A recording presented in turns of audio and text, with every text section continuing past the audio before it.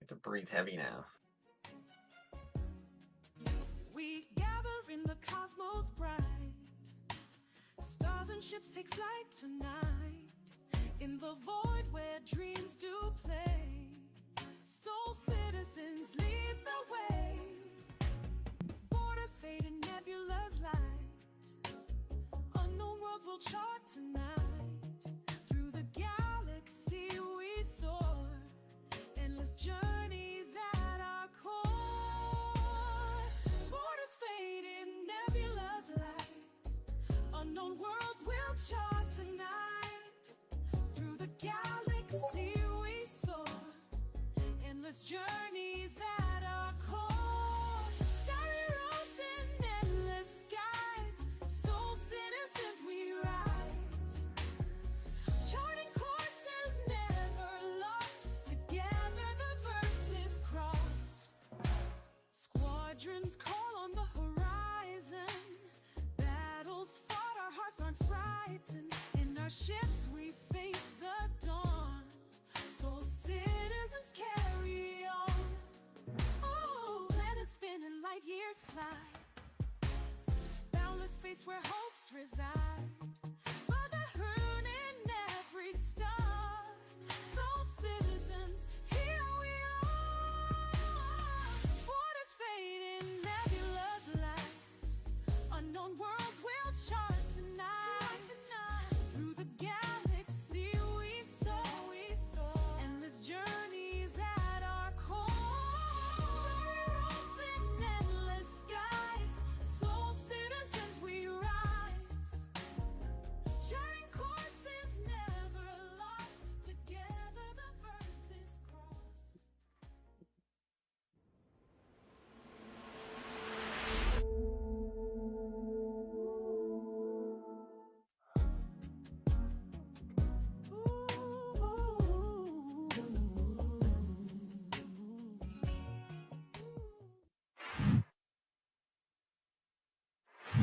Hey, greetings, and welcome back to the Soul Citizens. I am GriffinGamingRPG, and we are back. Today is Sunday, November the 2nd. It's the first weekend in November. Almost done with 2025, and today we are going to get together and talk about a topic that I think will be interesting and interactive. And we have with us a special guest who hasn't been here for quite a while. Many of you all know him as one of our moderators for the Soul Citizens, and that is Admiral Kusanagi. Admiral, welcome back. It's been a while. Hey guys, how's it going? How you doing? Not too bad yourselves? Good. We're doing good. Glad to have you with us tonight. And also joining us tonight, co-producer, Fastcart FC. How are you, buddy? I'm doing well, thank you. Been watching football all day. Something I haven't done in a while, so yeah. Nice going, Chicago. Yeah. You know my feelings about my team, so I'm not going to say very much about them. But yes, they won today. I'll put it that way. So, My volume is low. Yeah, you are low. Admiral was nice and loud, and you were soft. I just brought him down and boosted you. So hopefully you'll be a little bit better. Give us a test fast card real quick. Testing 1 2. Testing 1 2. I'm not even. Oh yes, I'm moving a little bit. Okay. Yeah, you're kind of soft there, but I'm going to bring Admiral down a little bit because he was hot. Admiral, can you talk real quick? I'm talking real quick. All right, there we go. That's a little bit better. All righty. Well, anyway, thank you for you all being here with us. We're a few minutes late, but we're going to jump right into it. As you guys know, we're starting out the show today with, as we always do, with Star Citizen this week. And there were quite a few things that happened this week. You know, it's kind of interesting that even though we don't get a lot of information from the broadcasted shows from CIG, there's still a lot of things that do happen each week. One of the first things that happened this week, gentlemen, if I may start off with you, was the tech preview. We had heard about it last week. They were going to launch it over last Friday or Saturday, and it failed. And then it ended up being launched this week. And We didn't really know completely what was going to be in the tech preview, but of course, once it got here, we found out what some of those items were. And there were these are just a few things that are listed. But what it was, fire was implemented in the tech preview, and the venting was also in the tech preview. There was this new mode where we kind of saw this before, where you could take off your helmet, and I think it was kind of buggy in the previous patch because some people, it would take the helmet off and sit it on the ground. Other people, it would take the helmet and put it under their arm. But evidently, they must have worked on it, and so now I think that's what's working now. You actually hold your helmet, and then there's been other stuff that was added in. So. Admiral, I don't know, did you get a chance to hear anything or read any of the notes on the tech preview, or is there anything that you did hear about that you're kind of interested in from the tech preview for Evocati? I've been vaguely keeping. Uh-oh, we lost his audio. Your audio just stopped for some reason. No, I hear him fine. Okay, I hear him now. Yeah, maybe it was just me. Okay, go ahead. If you hear him, that's All fine. right. Go ahead, Admiral. Anyway, I'm sorry. so I was saying, so I watch like Board Gamer and Supermax, so I kind of get my information from there. But anytime I can vent about fire or anything else Star Citizen, I tend to like to do that. So that's why I'm here. Okay. Yeah. Well, we don't want you to vent. We want you to tell us what you think about. No, I mean, it's going to be great. I mean, Okay. for them to get fire and for the group gameplay, especially for multi-crew ships. I think that's it's key to kind of get that going, and they're probably going to need it for the play testing and also for Squadron 42. So anything like that, I'm all gung ho for. Okay, cool. Beskar, what about you? Did you hear anything about the tech preview? Any conversations about it? People say that going to Lefty is like going home. Well, wait. Stop. That is PTU. What? This was the tech preview channel. Tech preview. Okay. Tech preview was when they were testing fire and the helmets and the venting. I didn't hear about that, yeah. Okay, you didn't hear anything about that. Okay, yeah, because we're going to get to that. That's a little bit further down. Okay. All right. So yeah, I'm like Admiral. I mean, we saw this a few years ago when fire was we've been following fire for a long time. Long time, like when they set the table on fire back like 6 years ago or 7 years ago when they set the table on fire and we watched that burn. But yeah, I'm like Admiral on this. It's interesting, and we can talk about this when we get a little bit later because our topic today is the roof is on fire. So we're going to be talking about what that means. But it is interesting to see that there's been both positive and negative response to this fire thing. The venting, I was excited about because it's the first step toward this whole thing with decompression. You can put out fires by decompressing the space, but it doesn't affect you as a player. There's still oxygen in the room for you to breathe. So, it's one step at a time, but hopefully that will also get implemented when they launch this so that it won't be like, because it'll be really off balance if you can vent and people are just running around with no helmet on. So hopefully they will implement that. Thrakazox, thank you as always for the gift sub. We appreciate you for kicking us off for the month of November. Number one, right off the bat, as always, he always beats everybody to the punch. It's either him or Pops. They always end up beating people out to the punch. So thank you, Thrakazox. Okay, so that was well, real quick, I'm not even sure how long it'll take them to get all that stuff straight, because I remember IAE a few years back, I got into a caterpillar and I started suffocating because even though they had the doors open on the caterpillar, there was no oxygen or air inside. So hopefully they'll get it right, but I'm seeing some special use cases where it'll still be wrong, but hopefully they'll be able to figure all that out as the time goes by. To be honest with you, the situation, speaking of the devil, there's Pops. Thank you, Pops. We appreciate you. Thank you, Pops. Thank you, Pops. To your point, that problem has been around forever. That's not a new problem. You're talking about a different problem, and that's where we get these pockets throughout the game where you go in. Sometimes it happens to people when they get on an elevator. Sometimes you're walking through a hall. It used to happen a lot when you went down to bases on moons where you would walk through a door and there was supposed to be oxygen there and there wouldn't be. So finding those weird pockets like that have been like that when you're talking about on the Caterpillar. That's happened. I've had it happen on the 600i. You used to come out of the cockpit, and when you stood there where the elevator was waiting on the elevator, there would be no oxygen there. So that problem has existed for a very long time. This is a different mechanic. This mechanic is an intentional mechanic that literally, when you open the doors, all of the air goes out and your life support, and supposedly your life support system gets strained at the same time. If you don't shut off your life support system starts to crank up even more, trying to compensate. So there's a whole different mechanic here now. So if you want to vent your ship, I guess the thing is you have to remember, if you don't want to burn out your life support component, you need to shut it off before you vent the area. So they're building a whole nother dynamic when it comes to atmosphere. And then, of course, I don't know if you remember fastcart or Admiral. Do you guys remember when they showed us the decompression thing when something busted through the wall and it started sucking things toward it? You guys remember that? I don't remember when they did a thing where they shot. I remember kind of like they shot through a wall and then you saw stuff start getting sucked toward it. This was like, it was a real early concept stuff, but them talking about decompression. Now, I don't know if they're still going to implement something like that. I remember the Caterpillar one when they remember the video when they had the the box, the intro to Citizen Con. Like, yeah, the box. That was definitely explosive decompression. Yeah, so and that's the idea that they're going for. That's kind of pretty cool. Yep, and that was the premise for that video that they showed us. They shot through a wall and you started seeing things in the rooms to get to suck toward it. So it'll be interesting to see. You know, it's a pretty major mechanic if they do that.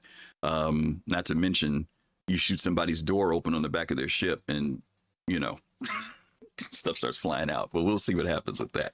Anyway, that was the tech preview. That was one of the things from this week. Let's move on to the next one. And that was and I didn't get a chance to look at this. If either one of you guys got a chance, I usually try to glance at Jump Point, but I didn't get to look at the October Jump Point. Did either of you guys look at it? I downloaded it. I skimmed through it. There's some early conversations and preview for the Paladin. There's stuff about Nyx, and there's one other thing that I'm forgetting. But yeah, I did skim through it, but I didn't get a chance to delve into it in depth. Okay, well, you saw some things then. That's cool. Admiral, did you get a chance to glance at it yet? I think Fastcart posted, but I didn't get a chance to look at it. Okay, yeah, me either. I didn't get a chance either. Maybe I was like, was that today? Because I feel like that was just a recent post in the Discord. That was earlier this week. No, it was like Wednesday or Tuesday. Yeah, it was either. Was it Friday? I don't know. It was this week, though. It was this week. Griffin has been trying to get me killed in Scum the entire time, so I have no time for that right now. Yeah, well, Jump Point is always great to get a chance to look at if you're interested in the development side of things, because it really is detailed. And usually they do highlight whatever the last thing was. So since the Paladin was the last thing that was really being focused on, that would make sense. Fastcart, that's what they had covered. The Jump Point is that's the subscription thing. Is that for the top tier subscription version? It's subscription. It's subscription, but it's a PDF. People end up posting it. All you gotta do is go on Reddit. Okay. Somebody puts it out there, and you can see it. You know. Yeah, I brought it up just now. The other thing with this thing, that was the third one. The Stinger. We talk about this Stinger. Yeah. Yeah. So you need whatever the most recent thing is. It's usually post whatever the thing was that they got released, where you get to see all the variants of it and the ideas they had for it in white box and gray box and all that other stuff. So. Okay, very cool for Jump Point. This is the one that you were talking about, Fastcart, earlier. Eva Cotty, they got the 4.40 build this week as well. Let's see, who is it? Andy or Name? Thank you so much for that gift sub to the community. We appreciate that. Serious fun. Also, shout out to you, brother. Thank you for being here. Thank you for that gift sub as well. There was a lot. This is the interesting patch. It's so difficult to use subjective terms or terms that mean things, because if I say that there was a lot that's come out, there are other people who will say no, hardly anything came out. And if I say, well, it was a small patch, and other people say, no, there was a lot there. It was a system. So we dawn if you do, dawn if you don't. Yeah. This is the introduction to Nyx, and as most of us know from watching Sitcon Direct, there was the introduction that Nyx would be out during the month of November, and they stated that they would be bringing it out in a more progressive way versus dropping everything at one time, and they were going to build it out as they go. And we've had this happen in the past before, when CIG built most of the stuff in Stanton, and so this time they're saying we're going to be implementing things. We don't know what that speed is going to look like, but we do know that this was 4.4.0. We know that they said that this is not all of it for this patch. They're going to add more things. But right now, the focus was stability and bug fixes. We know that Nyx was in there, Delamar and Levski. Also, the Glacian asteroid field is in there as well. I think there are a couple of stations that are in there, maybe. I can't remember. If the stations aren't there, I know the Glacian belt is in there. I didn't put it on the list here, but I do know that is there. None of us are Evocati before you. None of us are Evocati, but we have talked to people, or we've heard videos of people talking about it. And it seems that guys, and I'll let you all talk about whatever you have heard. The biggest thing that people have talked about was that it goes back to its nickname of Lagski, which is what we used to call it when we first got Levski. Levski was the first landing zone that we got. And when we first went there, everybody was excited, but it was like watching a slideshow in certain areas of it. My understanding is that the frame rates have, what people are getting, and this it's not as bad as it was back then, but it is definitely felt that the frame rates drop below 30. They sometimes get into the teens for a lot of people. But there was also admission that there were a lot of people that were there at the time, a lot of ships that were there at the time. Everybody was flying there directly to see the place. And so we know that that's going to have some stressors and impacts on the servers, which is understandable. But you know, it takes time with optimization for them to get past the frame rate thing. And eventually we always get there over time. Admiral, go back to you. Since I had fastcart last time, any thoughts about this 4.0? Have you heard anything? You were around back when Levski was here also back in the day. A lot of players weren't around when Levski was around. So any thoughts on that? I was originally here. I've been since 2016, I think, is when I came in. So I did visit Levski quite a few times. From what I understand, the internal areas look the same, mostly anyways. So that's kind of cool, and they were able to expand upon that. I did catch was Salty Mike. If I get his name right, it's been a while. Salty Mike talking about it, and he's like, "The places looks great." But he's like he complained about some jackass who brought the Idris to kill the frame rate, so that was kind of funny. So he was kind of like, you know, again, like what you say is like the frame rate there is kind of doing the same thing, you know, with everybody showing up. But I think for a lot of people, I mean, I could just clearly, oh, there's Jade, so I was just going to mention Jade. Clearly, people are excited to see the system come back online and to get her, you know, a better finished version, a closer version to it. So maybe it's not gold pass, but it's certainly silver. So it's I think everyone's going to really like to go to a new system in general and to see how it affects the game. And from what I understand, we're getting a jump point in Stanton to go to Nyx, which eventually will be changed to, I think you have to go to it from Pyro in the future. But so that's kind of what what I know right now. So yeah, when I think when it comes in the game, it might get me off my chair and get over there. Yeah, absolutely. Take it out, take a look. Yeah, Jay. No, you're right. That's the idea. And again, I don't think we're complaining. I think that people were just making a comment that was the only thing that they noted was that the frame rates had dropped, you know, pretty dramatically for most of the people's computers. And you're right. That's the whole point of it, is to go in and push everything to the limits, you know, so that we can get things optimized, so that by the time they get to the community, get to everybody else, a lot of that stuff is fixed out. And like we said, CIG works on optimization and frame rate stuff. I remember the first time I went to Daymar and I got out of a Cutlass and the frame rates were literally 5 and 6. It was like moving like That was how you walked across the planet. Now, you know, you don't even think anything about it across the moon. You don't even think anything about it now. So so the good thing is that a lot of people have been saying good things about it. They've said that the Glacian belt is amazing, that it's beautiful. People have talked about Levski, especially people who've never been there before, and people who have been there before have been able to see some of the expanded areas. And from what I understand, one of the big highlights, fastcart, is the borehole. That is, you know, when we saw it back in the day, it had a bottom in it, and you went down about maybe 8 levels, something like that. I can't remember, but not very far. But now, from my understanding, this thing is humongous. It's you can have C2s and Hull Cs and all types of stuff in there, and they look small inside of the area. Have you seen any of it, fastcart? Or are you kind of staying away from the views until it gets launched? I'm kind of staying away from it. I may visit it a month after 4.4.0 comes released, because I know there's going to be a whole gold rush when it first comes out. So like I did with Pyro. I visited Pyro a month after it came out, and that was fine. So maybe I'll do the same thing when it comes out. But yeah, I mean, it doesn't really interest me, but I'm happy for people who missed it and it's coming back for them. I'm looking forward to more of Castor and Terra. So. Okay. Let me ask you guys this, because we know that they've done some retconning on Nyx. What do you think is going to be the purpose of Nyx? You know, there was the lore side of it, and then there's the side of it that we're seeing them do. And like, you've got people who quote unquote said Nyx is the place they want to make their home. We know that there's some new gangs there. We know that there's some planetary bodies there. But how do you guys see Nyx fitting in? I know CIG kind of gave this example of Pyro being the lawless gang area, and then Stanton being the UEE lawful area, and then you've got Nyx that is kind of like a civilian ran area that, you know, is outside of the UEE, but not crazy like they are over in Pyro, but you know, they've got rules and stuff. It's kind of like live and let live kind of system. Do you think that's going to be, you think they're going to be people who decide that they want to live and settle in places like that? Or do you think that they'll either want to be more in the Pyro or the Stanton sides? No, I think there are there's plenty of people who will go to Levski, you know, Levski and Delamar and places like that, just because it's not as chaotic or lawless as you say as Pyro is. It's in between.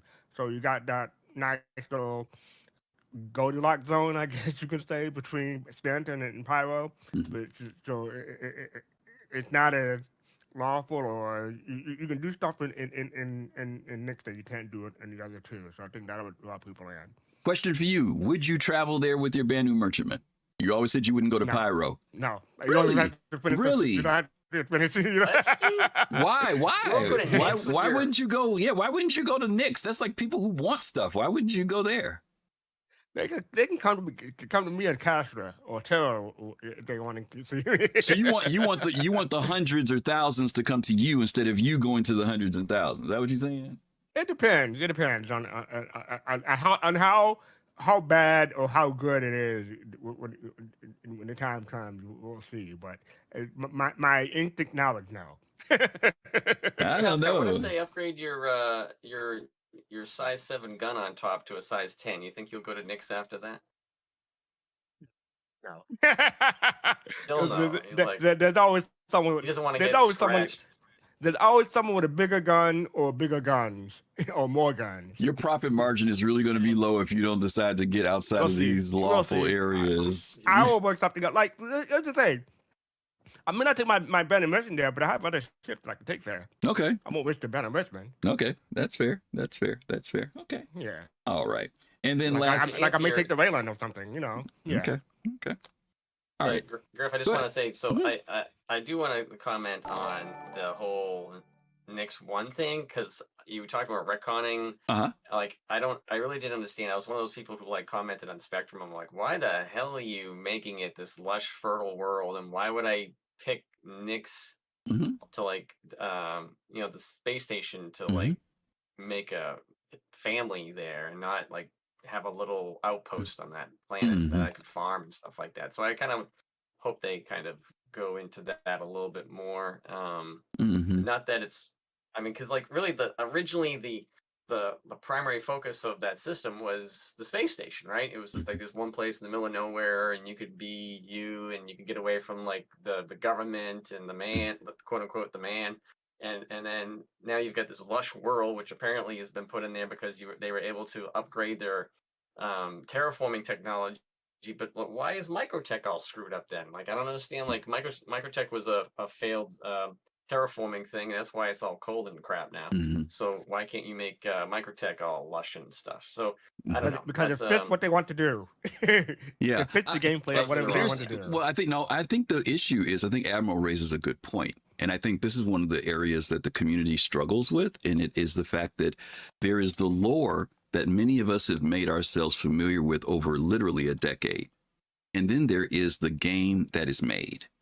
And trying to reconcile those two things so that because a lot of times we're trying to make sense out of something. And the reason why I'm saying that is because let's say we didn't have that lore for the last 10 years and they dropped this in, we would not be raising those questions.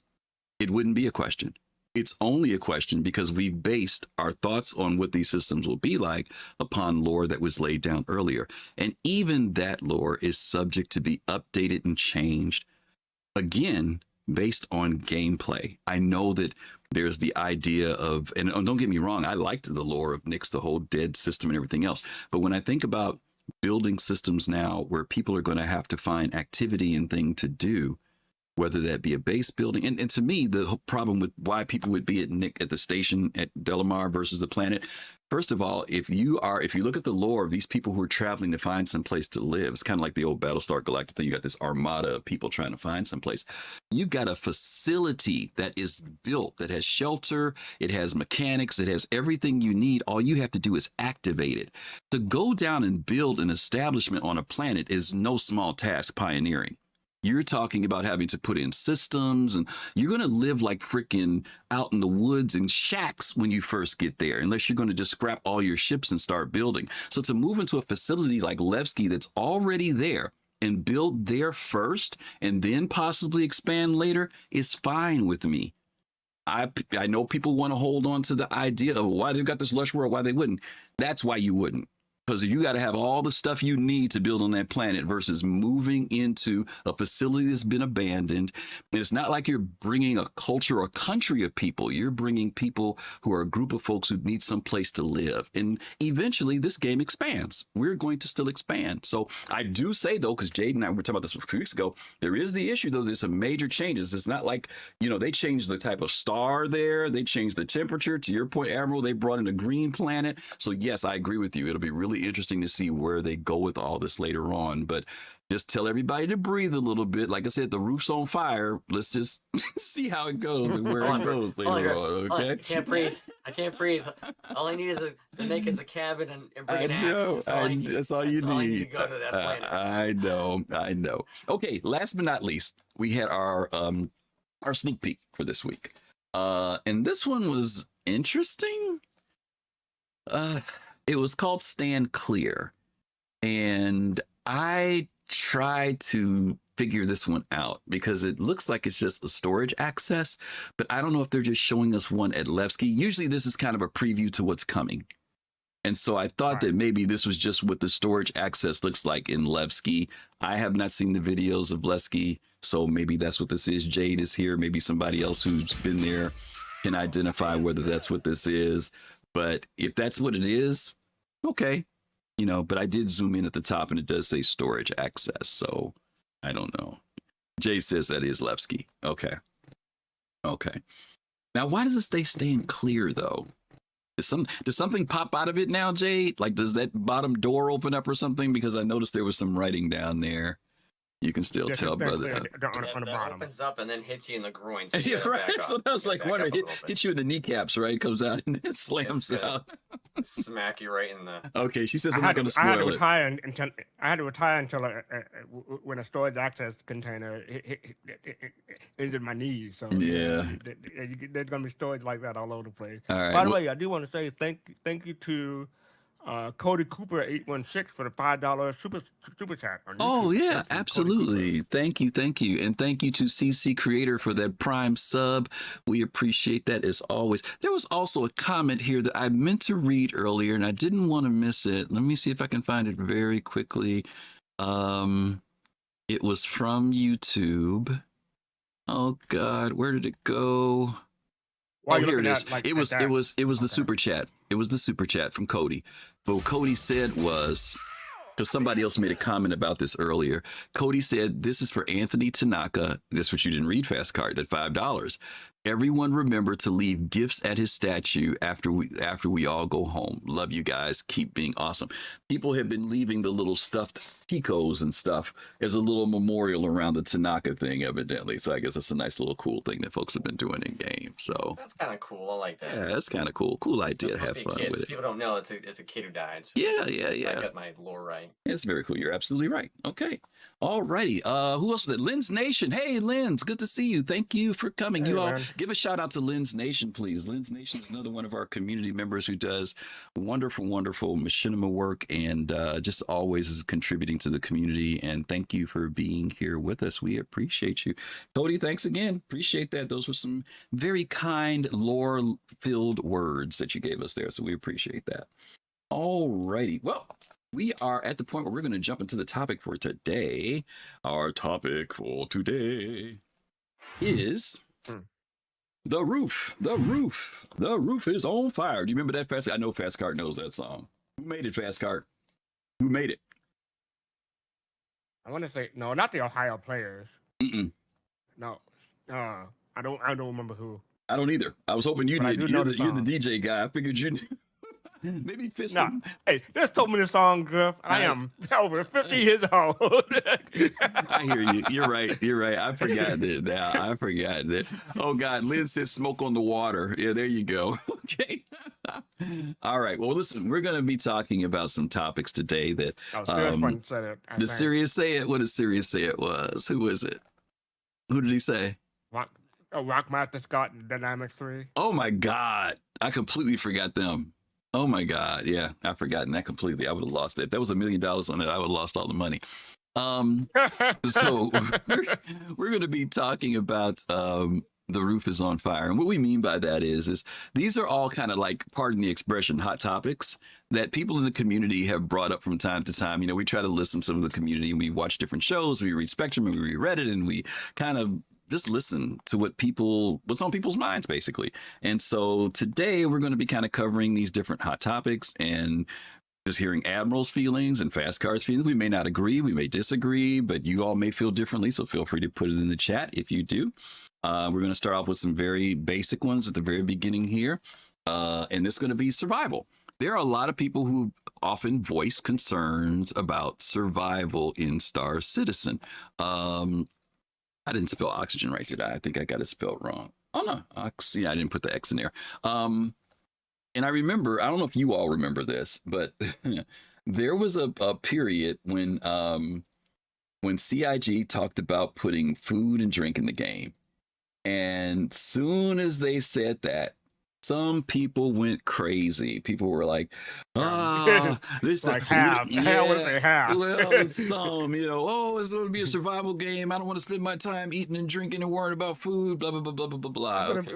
We're going to have to eat every 15 minutes. Yeah, and then, food kind of came, and then they tweaked it a little bit, and then all of a sudden people didn't really make a big deal. And eventually people was like, it's not a big deal, right? It wasn't such a big deal. MT Stunner, thank you so much for the 600 bits. Appreciate you. Good to see you. Hope you are doing well. Hope you are doing well.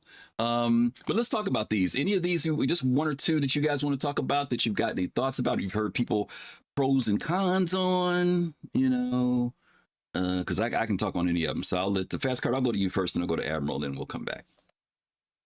I'm trying to stay away from the food mechanic because that's the easy one. So I'll stay away from that one. But yeah, just the food and drink. I mean, I'm okay with how it turned out. Wait. Let me ask you a question. Don't stay away from it. If you've heard people's complaints or positives, we want to talk about it because it's going to come up. We're going to talk about it. So if you know, okay, all right, that's fine. Okay. What? Yeah, so food and drink, like when it first came out, like you said, people were hooting and hollering, worried about it's going to be a survival game. CIG had to iterate on it several times before they land on what we have now. There was some passage where it's off the chain, and you have to drink and eat more often than previous passages. But I think they iterated enough, and I think it's okay now, what we have now. So we'll see how people react when 1.0 comes out, and people who've never played the game before try it. But as far as I'm concerned, I'm okay with it right now. Okay. Yeah, I haven't heard. Those early days were wild. Yeah, I mean, I haven't heard too much problems about consumption. The amount of, sometimes they'll do a patch and it'll be off sometimes, but in general, I think you're right. Nobody's really complaining about the frequency or level. Now, the one thing I know people do talk about is impact, right? Because different foods and drinks are supposed to have some level of impact on us. And I'm not really completely confident, and maybe it is. This is just me speaking, y'all. I'm not confident that food pricing is where it will be later on. It still feels kind of everything's within certain there's no like, if you eat this one, it's better, but you get, you pay more, but you get better of something. I don't really feel that yet because drinks are supposed to impact you differently. I know there's some drinks that it gives you hydration and gives you a bit of nutrition at the same time, but I'm talking about like more of the type of negative and positive effects. Hot dogs, do they make you more sluggish? They fill you up. But, I would love to know whether or not those foods, and Admiral and I'll talk about that from another game we play, where food does really have an impact on you. So, Admiral, go ahead. Which one did you want to talk about out of this list here? You're actually making me choose. You know what? I want to talk about heat and cold. Okay. Because there is a survival game I play, and there are areas in temperate areas where you get too hot, you got to take your stuff off. You get too cold, you have to put stuff on, or you might get hypothermia. I remember clearly years ago when I was falling through a planet, and it's on some space game called Star Citizen, and my guy was, or my character was like literally like burning, and like you could see like their temperature was rising, and eventually he passed out. So that's kind of in game. A lot of people don't see that very often. You don't see your vision changing. In general, Star Citizen is always iterative in terms of how much they change when you take, say, I don't want to get into, I'm gonna have to get into medical gameplay.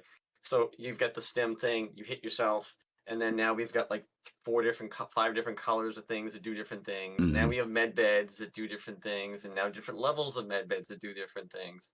So I think that the survival mechanic of all the stuff that we're talking about, which you're going to get into food a bit in a second here, could get a little bit stronger in that terms, to make it more of a Second Life type space sim. Yeah. So I think that's just whether or not poop comes in. I know showering will come in, so we don't know if poop's coming in, but definitely showering. Yeah. Heat and cold is good, because I remember one time I went to Klesher and I was trying to break in. I was trying to figure out how to do the break in from outside, and I got on a bike, a hover bike. I don't remember whether I ran or hover bike, but I remember as I was getting closer and closer, I was heating up, and it was getting bad, like you said, Admiral, where I really needed to get inside or else I was going to die outside. So like you said, they'll bring some of those mechanics in from test them from time to time. I don't know if cold has ever done like heat does. We passed out from heat. I don't really remember recently passing out from cold. Maybe chat, you guys can tell us whether or not, can you get so cold that you will pass out in the game? I know you can in heat. I just don't know if it happens with cold. You mentioned the cold suit from Microtech that doesn't do anything. Like, that's what I'm saying. Buy at the store. Yeah. Well, those definitely don't work. But I just didn't know. Captain Jones says yes, you can pass out from the cold. Okay. Almost says he's died from the cold too. Yeah, but like 2 years ago, right? So that's what I'm saying. Recently, I know sometimes they've had it in there and it worked, and then other times it didn't. Some of us remember Admiral, you're just talking about even stamina, when if you wore too heavy of an armor. And you ran, remember your heart rate would go up, and if it got to a certain point, you die if you kept running with a heavy armor on. And so some stuff comes in. I think Admiral said something really important there. There are things that are iterative. They come in, they get tested, and then they get taken out. And a lot of people say, "What happened to it?" It's because it was a part of a testing period, and eventually it comes back hopefully in a better state than what it was before, and a higher state as well. Because when you look at their it's a step ladder to what their vision is. Yep. And we just kind of like, it's kind of like, we're all in the test here of an alpha still. So we're like the frog in the boiling pot of water bed that's kind of being turned up to see and once it's boiling and they get everything fully on, it's like we have to be happy frogs, like floating in this boiling pot. So I think we'll be dead frog. Whether or not you like it. So that's what I think is going to happen. But I mean, a lot of people are going to love it, and some people are not. They're going to be more into like I want a fast pace, Battlefield, 22 or whatever. You go to FC. When I was doing the Save Stanton cargo run, my raft, there's a couple places where it was so cold. I was afraid. I was afraid for my character. Put it that way. Oh, really? I managed to get back to my raft before anything really happened. But I was like, oh, that felt like it was closed. So like nothing really happened to me, but I felt the tension. Put it that way. Okay. I do want to say there's one thing about like layering that gives like there's like some outfits now in the game, but you have like a cape or whatever. But if like say it gets a little colder, you throw a poncho on, and that brings the temperature, that increases your temperature a little bit, like 15 degrees or whatever, 5 degrees, and that makes you more comfortable. I think that's kind of cool to be able to have that like I put on thicker gloves or something like that. I think people want that type of ability to just change their character based on weather conditions. If they're going to have dynamic weather, then there should be equipment that I can just be like, oh, what do I have on? Earmuffs or something like that. So I think it'd be interesting to see if they go that route. So that's a good point. And I think that, CIG showed us that the thing with the whole star cloth, and they were talking about clothing and being able to layer different things on top of things. And for those people who like to dress casually, sure, you could put on the big Novikov suit and that'll protect you to 220 degrees below or whatever above. But what happens when you're doing casual clothing or something like that, to Admiral's point, knowing that if I put on layered clothes or things like that, those can also be ways to protect myself, not just a simple flight suit. And I think even a flight suit is going to have its limitations as far as environmental protection. And we know that already. We've seen it happen. I want to touch on two other points here. Let me move on because we got a lot to cover. All right, move on. I like to bramble. We've got the decompression oxygen levels, and we talked a little bit about that earlier. That's coming. Life support is also been implemented. Like I said, it does do venting, but it does not affect us when we're inside of a ship with a helmet off yet. But that is coming. I want to talk about poop mechanics. And because Admiral's here, I want to talk about it because, like I said, we play a game where poop mechanics exist. And even in that game, they adjusted what poop mechanics did. Now, the game is called Scum. And what it did was that depending on what type of food you eat, those foods can digest in your system. And over a period of time, you would have to eventually go to the bathroom. Originally, when the game, before they released, and this is interesting, Admiral, before they released the game into 1.0, it used to be where if you were doing something and you had to go to the bathroom, you got these little warnings that were telling you need to go. Your animation would do something and let you know you got to go to the bathroom. If you did not go to the bathroom, if you were in the middle of a firefight and that Pepto-Bismol moment hit you, you stopped whatever you were doing and you took a squat right there. Right? Literally right there, and didn't make a difference. And it was nothing you could do about it. There was nothing you could do about it. You had to go to the bathroom. Okay. But now they've changed it. Now you just get a lot of discomfort and it bothers you. So my question to you, Admiral, is what's the scoop? Is that what we need to do? Because the idea of the game forcing somebody and stopping them, the people in Scum decided not to do that anymore. I don't know if that's actually still the case, because originally it was if you had a watermelon, there was an issue with watermelon. There was a bug there, and if you had, once it went to your digestive system, it would make you have diarrhea, 100%. So I think I think that's corrected.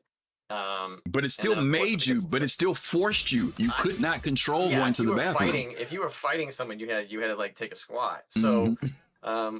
You're in the space and you have a spacesuit on, the Star Citizen. I'm not sure if it's going to be that level. It might be like, I don't know if it's going to be that level where you feel like you're at 120%, bowel level, and you need to go to the doctor if you don't go to the bathroom soon. I'm not sure how they're going to manage that. I really don't know how Star Citizen is going to manage that. Okay. Because of the whole space thing. The whole thing with the stupid new Drake ship having a bucket in it drove me insane. I'm like, what the hell is that? No, it's literally the ship, the gray market. Yeah, the gray market. Yeah, the gray market. The shiv. Yeah, the gray market. The shiv. Home Depot to install a toilet in that thing. Yeah. Yeah, well, you know what the question is? Do you have to dump the bucket? That's the question. And fastcart, what happens to the bucket in Zero G? I'm just confused by that. I know. If the poop mechanics and peeing mechanics is going to come in the game, like what is that? Well, you could ask the same thing about what happens in Zero G when the generators go off in the 890. Does all the water come out of the swimming pool? I mean, you guys can go down that road if you want to and hurt your brains. I'm not doing it. It ain't going to happen. I want to see it. I'm looking forward to that. I froze. Okay, can you hear me? You froze again. I didn't hear you. I don't see. Yeah, your computer froze again. So go ahead and unfreeze it again. But go ahead and talk while you're doing that. What were you going to say? What are your thoughts about the poop? I just want to say that I'm looking forward to that scene that they did in that one video where the toilet backed up and shot up into the air. I don't know if that's really going to happen. We don't need that. I'm looking forward to that. No, you're not, because you have to clean your ship up. You're not looking forward to that.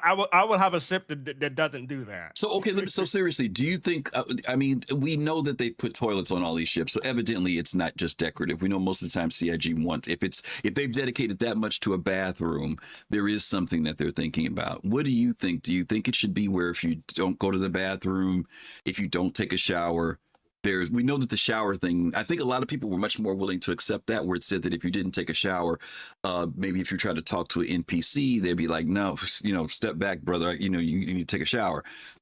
You stole my answer. That I think that's where they're gonna go. Like if you don't take care of yourself in the game, you try to do certain business deal. If you're not wearing a suit, an enclosed suit. You try to walk around in the open with regular civilian clothes. I think how NPCs interact with you will be affected. Okay. Do you guys think there'll be any? I think Admiral touched on something. He talked about actual physical, it affecting you some type of way. Like if you don't go, you hurt yourself basically in some way or other. Now I think that. I don't know. Like we go to the bathroom in Scum. It's not a problem. I'm like you just have to go to the bathroom. Isn't. You just go to the bathroom, right? Go ahead, Admiral. You watch your thing. You watch your scale. It goes up, and you're like, hey, and if you have to go pee, your character's like kind of doing like the little pee dance there. So you're like, oh, I have to go to the bathroom. So there is an indication that you need to go. Right. And okay, so what happens is if you don't go, you just piss your pants. Right. So I don't think you would crap yourself, but I haven't gotten to that stage of that's something I don't really want to try tonight playing that game. So I gotta find a bar of soap somewhere. So I just don't know. I think Star Citizen, all they have to do is like just turn it on and like have little things like, okay, well, you're digesting or something like that, because really it's just something that the game has a mechanic for, and you just play the mechanic. But if that's what we're going to do, that's what we're going to do. I really don't know. Well, let me answer Fastcart's question, because he asked how often. He asked how often do we do it, and in Scum, it does depend on what you eat. If you eat a bunch of grapes or fruit, you're going to want to go to the bathrooms. You're going to want to do a number one first off, and it's going to be a little bit more frequently. If you do, if you eat like really complex meals. And what I mean by complex meals, I have to use an example because Admiral does this really well in the game. Complex meals means you can cook meat, or you can cook meat with vegetables, seasonings, and everything else, and then it becomes a complex meal. And complex meals last longer. You don't have to eat as frequently. You could probably go almost all day and not eat again if you make a complex meal. But if you just make a simple meal like a sausage or a chicken leg and don't put any seasoning, don't do anything else, then you might get hungry within an hour or two. So what that does is introduce a gameplay mechanic for people who want to do cooking, right? You get that person who makes complex meals. You get that person in your org or your group who makes complex meals. And the same thing happens when we play Tax Day. We have a guy who just does nothing but cooking, and he that's what he enjoys doing, right? And it helps the group. So when the group goes out, it buffs them. They're able to not have to worry about food. So if they do a mechanic like that, the question is, do you think that in Star Citizen, because some of our ships have kitchen areas and everything else, if those things are there, Fastcart, would you make the time to make a better meal, or would you still just go do a store-bought thing like a hot dog or a burrito? It depends on what I'm going. I mean, you answered a simple question, but there's a nuanced answer. It depends on what I have planned for my session, my game session at that time. If I know I have time, I will do the complex thing. If I don't have too much time, I will do the fast thing. So okay, yeah, it depends on what I'm doing there. Okay, that's fair. That's fair. All right, let's hop on to the next one. Then we're going to move from survival to multi-crew. Roof is on fire. Multi-crew. This fire raises its ugly head and goes down every once in a while about multi-crew. A lot of people are concerned about solo gameplay. I'm not going to get into the whole aspects of Star Citizen and solo gameplay, but we will talk about what happens, what is starting to happen in the game with multi-crew. right now, for the most part, many ships allow you to pilot them and also literally control almost everything in there except for turrets, right? Because you obviously, if you're flying a ship, you also can't be shooting from a turret. But you can have remote turrets, things like that that you're also working with. So that's what we're going to talk about with piloting, about the idea of, we have ships now being introduced like the Idris, the Polaris, the Perseus is coming. We have some other ships that have been around for a long time, like even the Connies, that have these other positions available that CIG has said they want to be able to assign roles and responsibilities to, where you can have someone who's handling scanning, you can have somebody who's handling weapons, you can have someone handling engineering, okay, someone who's doing damage control, okay, and someone who's piloting your ship. You guys, give me your thoughts about, as this is starting to flesh out, there are people voicing concerns about this bringing a different level of complexity. At the same time, this level of complexity has been talked about by CIG for years. And I do, in some ways, feel for people who maybe didn't know that or haven't been around, or maybe they were basing their thoughts around Star Citizen and the way it plays now, not knowing that this is going to evolve into something different. So, Admiral, I'll go to you first this time. Your thoughts about any of these with the multi-crew and CIGs moving to this next level now with us doing more roles on ships? Well, let's just talk about engineering and damage. Mm-hmm. You guys know by playing the game with me, like, oh God, 3 years ago, that as soon as I got like ship repair in with that Mm-hmm. stupid like the multi tool, like I would be in a single seat fighter and be like trying to repair damage Yep. to my ship just way back then. Mm-hmm. So to think that I could do that for a power plant or shields on a multi-crew ship, I mean that seems like great gameplay for someone who just like trying to. This is talking multi-crew now, so Mm-hmm. you're just trying to like enlarge the dynamic of your gameplay to be more supportive of other players, and I think that's a really cool thing to have for people who are trying to be social in what is normally when you think of gamers, they're not. I feel like it's not. There's a lot of bad, not bad blood, but kind of like bad PR out there. So I feel like that's the type of thing that is great about Star Citizen, and how we can be cooperative Mm-hmm. in making this game something that other games can't really give players. Mm. So I that's what kind of how I look at it. Okay. Yeah. Okay. FC, what about you? The stepping into the next level of multi-crewing. I mean, multi-crewing in the past has been pretty much somebody's flying the ship and some people in the turrets. That's been pretty much it, right? But now this stuff with engineering, repair, even I think they've talked about, moving the weapons, kind of like right now when people took the Idris out, the guy who's flying it also handles the big gun, right? But that is possibly going to move over to a weapons officer. What are your thoughts about this moving to the next level, and how do you think the community is going to receive it? Or what have you heard the community saying about this stuff starting to spread into roles? Which one I want to take? I'll take damage, because the way that damage works now may not be how damage works in 1.0. Like, we don't have armor, for instance, or armor really isn't implemented. So I think people are getting too used to how things are working now.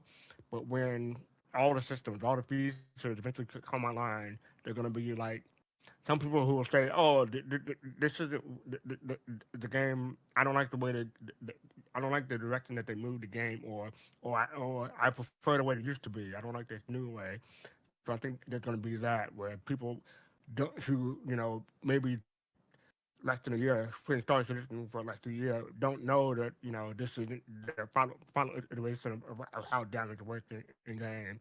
Mm. So I think there'll be some adjustment some people will have to make. I mean, even though it's been around for 10 years, we can guess how it'll be, but we actually don't know because it's not in yet. So I think it'll be interesting. Okay, but we do know now, and again, I know you haven't been watching some of the stuff. The new aspect of engineering is now going to demand that the larger ships have people dedicated, right? Or in some way or other responsible for taking care of their ships. CIG is going to have to strike a balance between what they said. They said if a person goes out in the ship, if they do all their pre-flight checks and check everything and making sure everything's okay, for the most part, they should be able to go and do things without a problem. But if there are encounters, you run into somebody, something happens and you get engaged, flying a ship solo, sure, you could still fly it solo, but you may find yourself more in a defensive position where instead of maybe you would have fought previously, maybe now you'll decide to say better to flee, right? Better to take flight and get out of there because a fire has started, right? By the way, from my understanding, there needs to be some balancing. I mean, everything is cool, but we know that this is the first iteration of fire. Fire does move through the ships in some cases very quickly, but as you guys know, it's not just the fact that your ship catches fire, but there's heat. There is the possibility of even after you put out a fire, if you haven't cooled down the area or component well enough, that it could start again. There's also the aspect of smoke. There's a lot of elements that are being introduced here. So, this is getting ready to happen. This isn't far, far away. And so I do wonder, I think that CIG is going to determine some ships that they want people. If they're solo or 1 or 2 or 3 people, it may not be so bad. But if you're getting to a large, extra large ship, or even a medium, I don't know, what would be like a ship you all think would be the cutoff? Because they said small ships won't have to worry about it. I think Connie's and bigger, freelancers maybe even. What's too small? Because some of these ships, I mean, listen, my freaking Crusader Intrepid has an engineering station in it, and that's a starter. You know what I mean? Yeah, it's got an engineering. It's got an engineering section in it. Yeah. That's not multi. I mean, but like a freelancer size ship would be multi. Like a freelancer. Mm-hmm. Yeah. Okay. And if you have to go, like, hey, what's going on back there? Are we good to go? And someone's like, yeah, we got a problem back here. We're fighting fires. And like, well, what should we do? You know, should we disengage? Like you were saying, are we okay to keep on fighting? Can we land? Do we have to get out of atmosphere? Because we just get hit by lightning? Like what's the sit rep? So that we can continue to do X, Y, or Z, and X, Y, and Z are different forks in your decision making. So I think it's kind of cool to be like, hey, how does it look? Are we good to go? Like like NASA, like okay, we're good to go. Like look in the movie Contact, good to go, and like she's good to go. So it's kind of like the thing where multi-crew can bring to change the entire dynamic of multi-crew gameplay in Star Citizen. Okay. The engineering is just going to be so crucial and impactful that people just don't. I mean, I don't want it to be like domineering, I guess, but I mean, it's just as long as it's like working well, the mechanics are well thought out, then I think we'll be okay. Do you guys think that these elements will make people reassess engagements, like when to engage, when not to engage? Not only that, I think it makes people reassess their fleet. It's like, okay, so do I really want that ship now that I know how multi-crew is going to work? Well, wait, stop. You're making I hear your topic and we can talk about that, but that's a different topic. I'm asking, will people reassess starting a fight or being in a fight because of these elements now?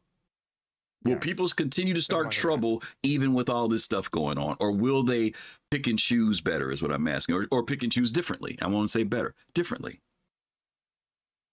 Or do you think people are just going to still continue playing the way they're playing? But no, I think people will definitely choose differently. Like if they're more likely to go against the smaller ship when they have a bigger ship. Or like rock, paper, scissors. You have a rock, you're gonna go against a scissors. So, yeah, I think that's the way it'll be more. I mean, it's like that now, kind of, but it'll be more of that later. Put it Okay. Because the reason why I'm asking is that the losses can be expensive. You know what I'm saying? Because even if you get into a fight and you survive, if your interior's gotten all burnt out, you know what I mean? Or if your stuff got damaged, your stock, you got stuff in your cargo area and it gets consumed. Well, you made it back, but maybe you lost $250,000, $10,000, whatever of material. Or they say, do I have enough money to repair the damage that I could incur? Yeah. One of the things about components, by the way, one of the things about components is that your components can get damaged so badly that you've got to buy new ones. That becomes another factor too. It's not, if your multi-tool will not fix it if it hits 0, right? So it'll be interesting to see on that. We need to get ready to, okay, let's do this next topic and then we're going to take our break because we're running a little bit behind. Okay. Admiral started touching on this a little bit earlier. We're going to just kind of cover this and see what you guys think about this. As you guys know, this has been a Roof is on Fire topic as well. You know, I came back 1,000 times. We've been going through this thing back and forth. You know, respawns, med gel, tier beds. And listen, we always try to tell people, relax, no, it's marketing, just listen, just wait, let's see, blah, blah, blah, blah. And we're still saying that because medical still has not, Admiral said this earlier, still hasn't been fleshed out. There's still a lot about medical that still we don't know. We're still just kind of hitting the top of that iceberg a little bit. Fastcart, I'll go to you first this time. Respawns, med gel, tier beds, or anything with medical. What have you been hearing people happy about, not happy about? Yeah, when the people first heard that 100,000 K for the med gel, yeah, that was a hot topic when that first came about. But I think that, like I said, this is just the the first iteration. Whenever 1.0 comes out, the price may not even be that high, or maybe the gameplay that we have then will be able to supplement that price. So we don't know how the economy will balance out. So I think that it's way too soon to complain about how expensive med gel. But I do know I'm gonna try to carry several hundred thousand in my bank account in case I go onto Robert's ship, because I know I have to bring my own med gel. So bring your own med gel depending on whose ship you go on. Yeah, I think at Fastcart you mentioned something that's really important. The pricing is, you know, again, we don't have a quote unquote active dynamic economy. So what I mean by that is that med gel could cost 100,000 here, but be 40,000 there. It could be 75,000 there. It could be when crafting when crafting is implemented, it could be even different price, right? And we saw them talk about that when it came down to ships like the Starfarer with fuel. So I think to generate an economy, they're going to want to have something that's player engaging when it comes to buying things with crafting. But until that time, Fastcart, to your point, right now it's a fake economy, because if med gel's $100 at Microtech, it's 100, 100,000 at Microtech's 100. No, that's not going to be. Later on, it will be dynamic.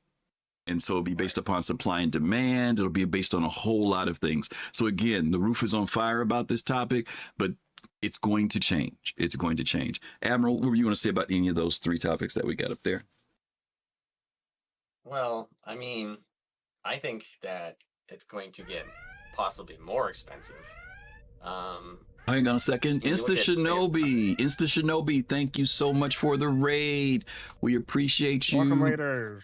Hope you had a great stream, and hope you are doing well as we enter into the month of November. Thank you for sending your loved ones over here with us. Welcome, Raiders. We are talking about the roof is on fire is our topic. We're talking about things that Star Citizen community gets on fire about. Things that they've talked about that they're both excited and, I don't know, agitated about. I don't know, but that's what we're talking about. We're talking about medical right now. So it's Shinobi. Hope you had a great stream. Thank you again. Go ahead, Admiral. I'm sorry. I want to jump in on you. So right now, life flight costs between $12,000 and $50,000 if you want a helicopter. If you have to do a long distance medical transport, you could be up to $200,000. That's real money right now. So when you're looking at, hey, I need a bigger bed, so you have to take your Cutlass Red and you have to go to a hospital ship. What's the flight of that? What are they charging you for that?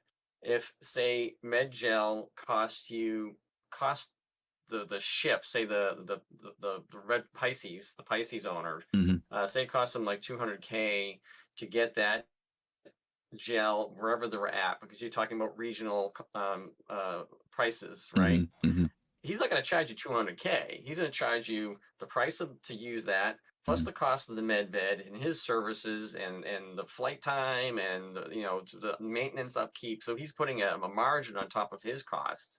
So it might cost him $200K to use that med gel, but he might be charging you $500,000. Mhm. So that's why I think it's going to be more expensive than what we're kind of paying right now.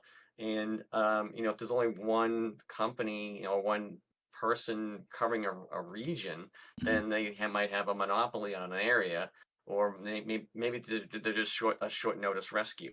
Mhm. So there might be a price because of that. So that's kind of where I see that coming in terms of like med gel pricing and respawns, because the whole thing here is to not be able to just respawn every 5 minutes. They Mhm. want to have an economic, um, you know, thing put in there that is really more beneficial to take a med ship and get fixed in a hospital or a hospital ship or a tier 1 bed for the most, Mhm. like the best beds. Mhm. So and then to do the whole medical gameplay, so people doing the medical game can actually feel like they're doing something in the game, so that, oh yeah, I picked up this person on some planet, some moon, and then I had to like stabilize them, and then I had to fly them to the hospital, and they felt like they had the best afternoon ever because they had to like pull this guy out of a cave. Mhm. So that's I think what they really want. And otherwise the person would have spent like a quarter or $500,000 to just respawn someplace and then have to get his stuff after the fact. Mhm. That's where I kind of think they're probably going to. Mhm. And the same thing for respawning ships. Mhm. It's the same type of, when you think about the importance of like you're not going to just be claiming a ship. It's going to be very expensive. So yeah. I'm hoping one of the things that there's a couple issues I have with medical. One of them is the fact that med gels are inserted into the beds and locked to that particular bed. If you have a ship like the Apollo, when you look at the design of it, you go in the room, they've got these tanks on the walls, oxygen, all that stuff. To me, you should load the ship, right? And those beds should all feed from a common area. And once it runs out of med gel, that's it. Because if you have a particular bed, let's say, and I'm just using this as a rude example here. Let's say fastcart and I are terrible in PvP. We're terrible. Okay. That's And fact. we log into this particular bed, right? And Admiral's very good at PvP, and someone else is very good at PvP, and they log into the bed next to us.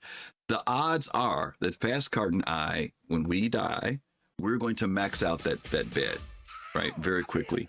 And we have to always make sure that we refill that particular bed very quickly. Whereas to Admiral, he may go through the whole thing and not die. His partner may not go die.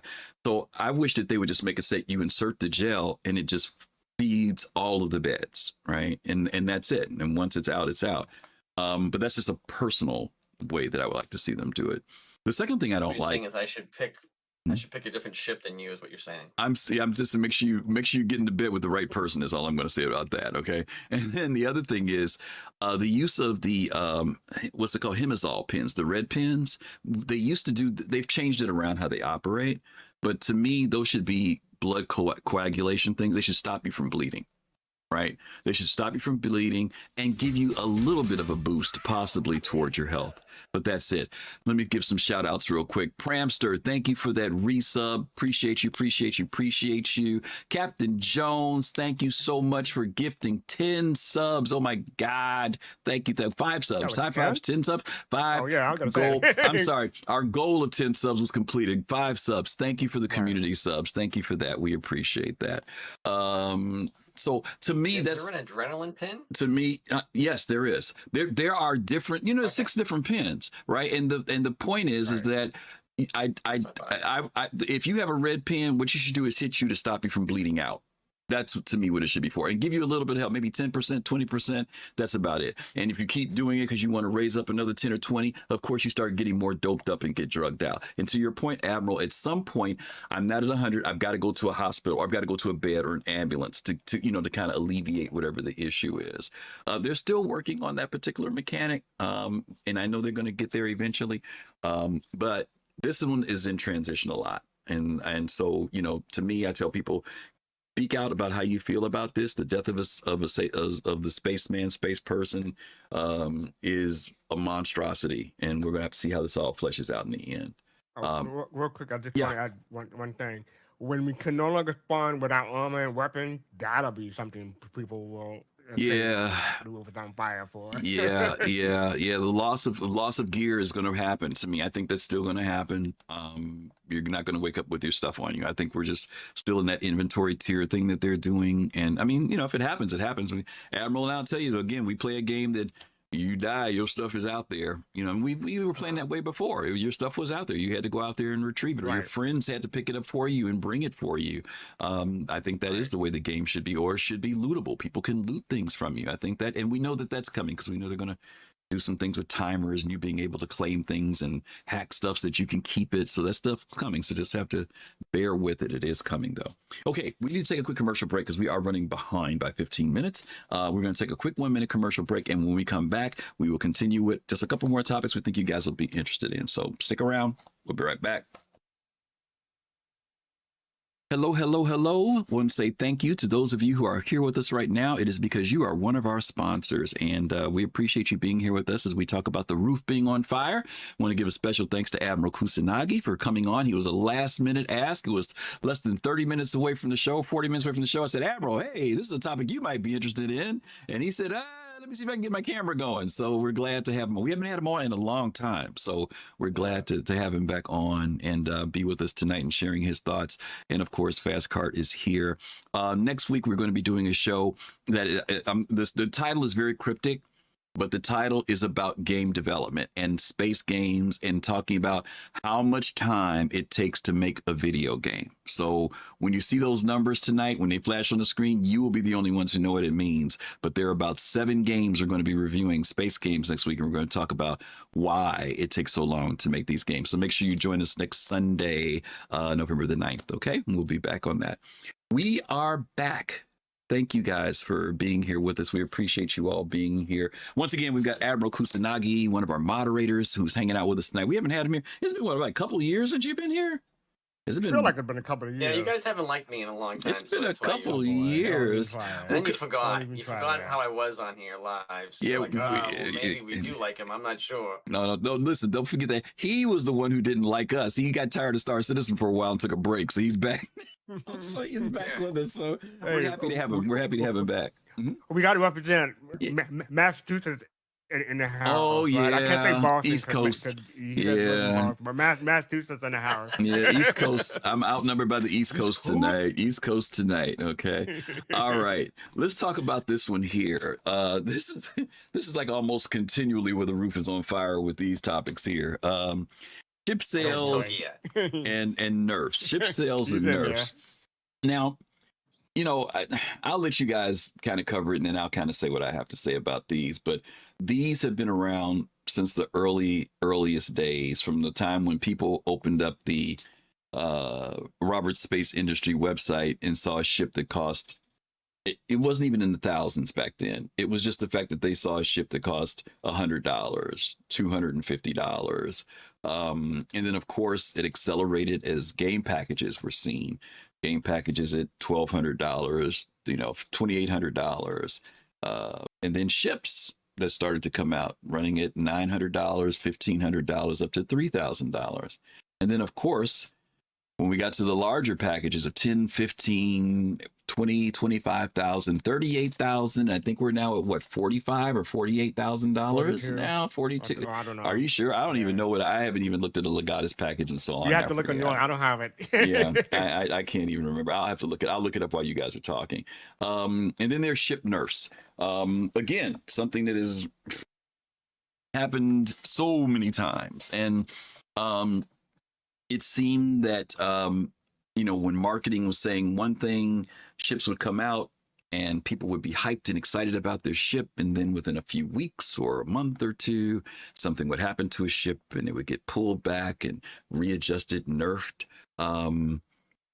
Give me your thoughts. I think I was with Admiral last time, so fastcart, I'll go to you first this time on either one of these, ship sales or nerfs. Which one you want to talk about? I attempted to do both, but I'll do the ship You can. sales. You can. Ship sales have been with us since the beginning. 2012 Kickstarter, that's what Star Citizen and Squadron 42 rather started with. You had LTI, that's a whole other thing, LTI.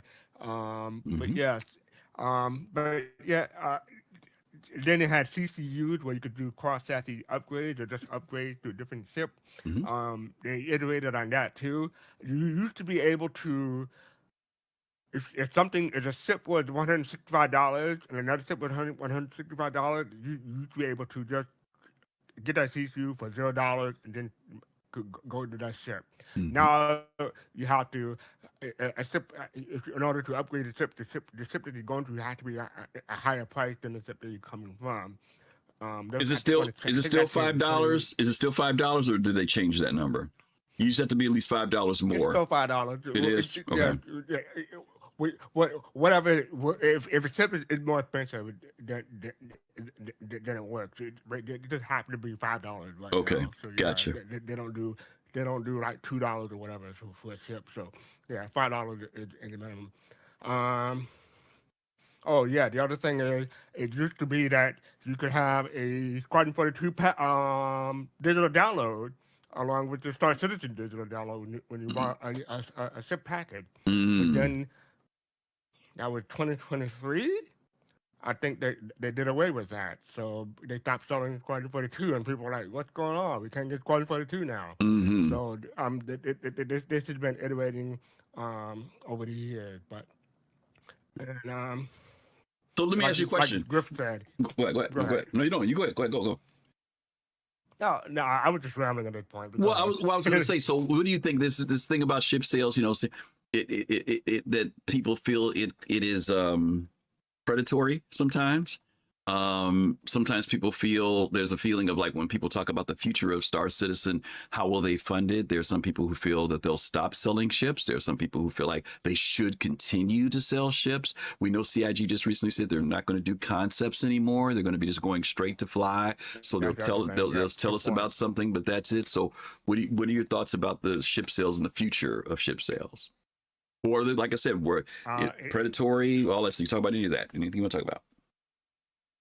It's hard for me to consider predatory because I play mobile games and you got gacha and everything like that. That's predatory, and they make millions of dollars per day. So Star Citizen doesn't seem predatory in relation to that. Now, if you took the gacha games out of the equation, I can see how some people will still consider it predatory, but they're not forcing you to buy anything. You can buy everything in game, and that's the other thing that I think is an important point to make. These ships will be available in game. The items that are available on the web store will be available in game. It may take 3 months, may take 6 months, but eventually you'll be able to purchase it using currency, in-game currency, to get those. So it's not as predatory compared to other stuff. Now you have a game like Star Atlas. Well, we won't get into that, but in the future, some people are saying like maybe when 1.0 comes out, they just stop selling ships. But no, you will obviously have to buy a game package, whether it's $45 or $60 or whatever the price may be. Well, starter packages, I think people understand. I think people understand starter packages. It's the other ships. What do you think about those? The standalones. The standalone ships. See, I'm not sure about that because CIG has already said they're going to do away with concept. The next concept you'll see, maybe the last one, that'd be the battle cruiser. Right. We already heard about that from Star Citizen Live. We don't know how much that'll be, but supposedly that'll be the last concept ship until whatever happens. But they'll still have standalone ships available on the web store. But again, you can buy all those ships in game eventually. Okay. Let me say this before the Admiral jump in because I'm not sure which one of these he wants to talk on. One of the things that I know is very different is for those of you who are fairly new to the game. When I say fairly new, I'm saying within like the last, 5 years, 6 years, maybe. In the early days, there were no ship stores. There was no using credits to buy a ship. The only way you could get a ship was to spend cash. So if you wanted to get that next ship, if you didn't upgrade, if you wanted to keep a ship, like let's say you bought a Cuddy Black and I like the Cuddy Black, I don't want to upgrade to the Prospector because I like my Cuddy Black. You had to drop another $140. That's what you had to do. There was no renting ships in the game. There were no ship stores in the game. There was no earning credits, to be able to do that in the early years. And so many players accumulated and built fleets just because the structure was that way. That was the only way if you wanted. If you wanted a Connie, you had to drop $225. That was it. Eventually, CIG did introduce being able to buy ships in game. And we had heard that was going to happen eventually. It just wasn't there in the beginning. And ships have been available now where people can, earn credits in the game, go to the ship store. But then that became frustrating because persistence wasn't in. People would do all the grinding and hustling to get that ship that they always wanted. Some of them, which would be into the hundreds of thousands, if not millions. And then a wipe would come or a bug would come and they would lose that ship after doing a lot of work. So there was a lot of frustration during that period. And it wasn't until persistence started to become more stable that people started to now say, hey, I can work for these ships. When a patch comes out, it's going to carry over to the next patch. So we've had to evolve to that space. And so now those of us who are the old dinosaurs who were around back in the day, we're like, yeah, listen, earn it in game. If you want it, try it out in game. In the early days, we used to tell people, if you wanted to try out a ship, let somebody fly it. There's plenty of people who bought ships. That's why so many people had ships in the early days, because they had to buy them if they wanted them. That was it. But that is no longer the case, So I just want to give that history about this thing about ship sales, to where we are right now. Okay. Admiral Kusanagi, you got any thoughts on any of that? So I just want to touch on what Togi says. So Togi says no one is forced to buy drugs. Do we blame the drug dealer or the addict? I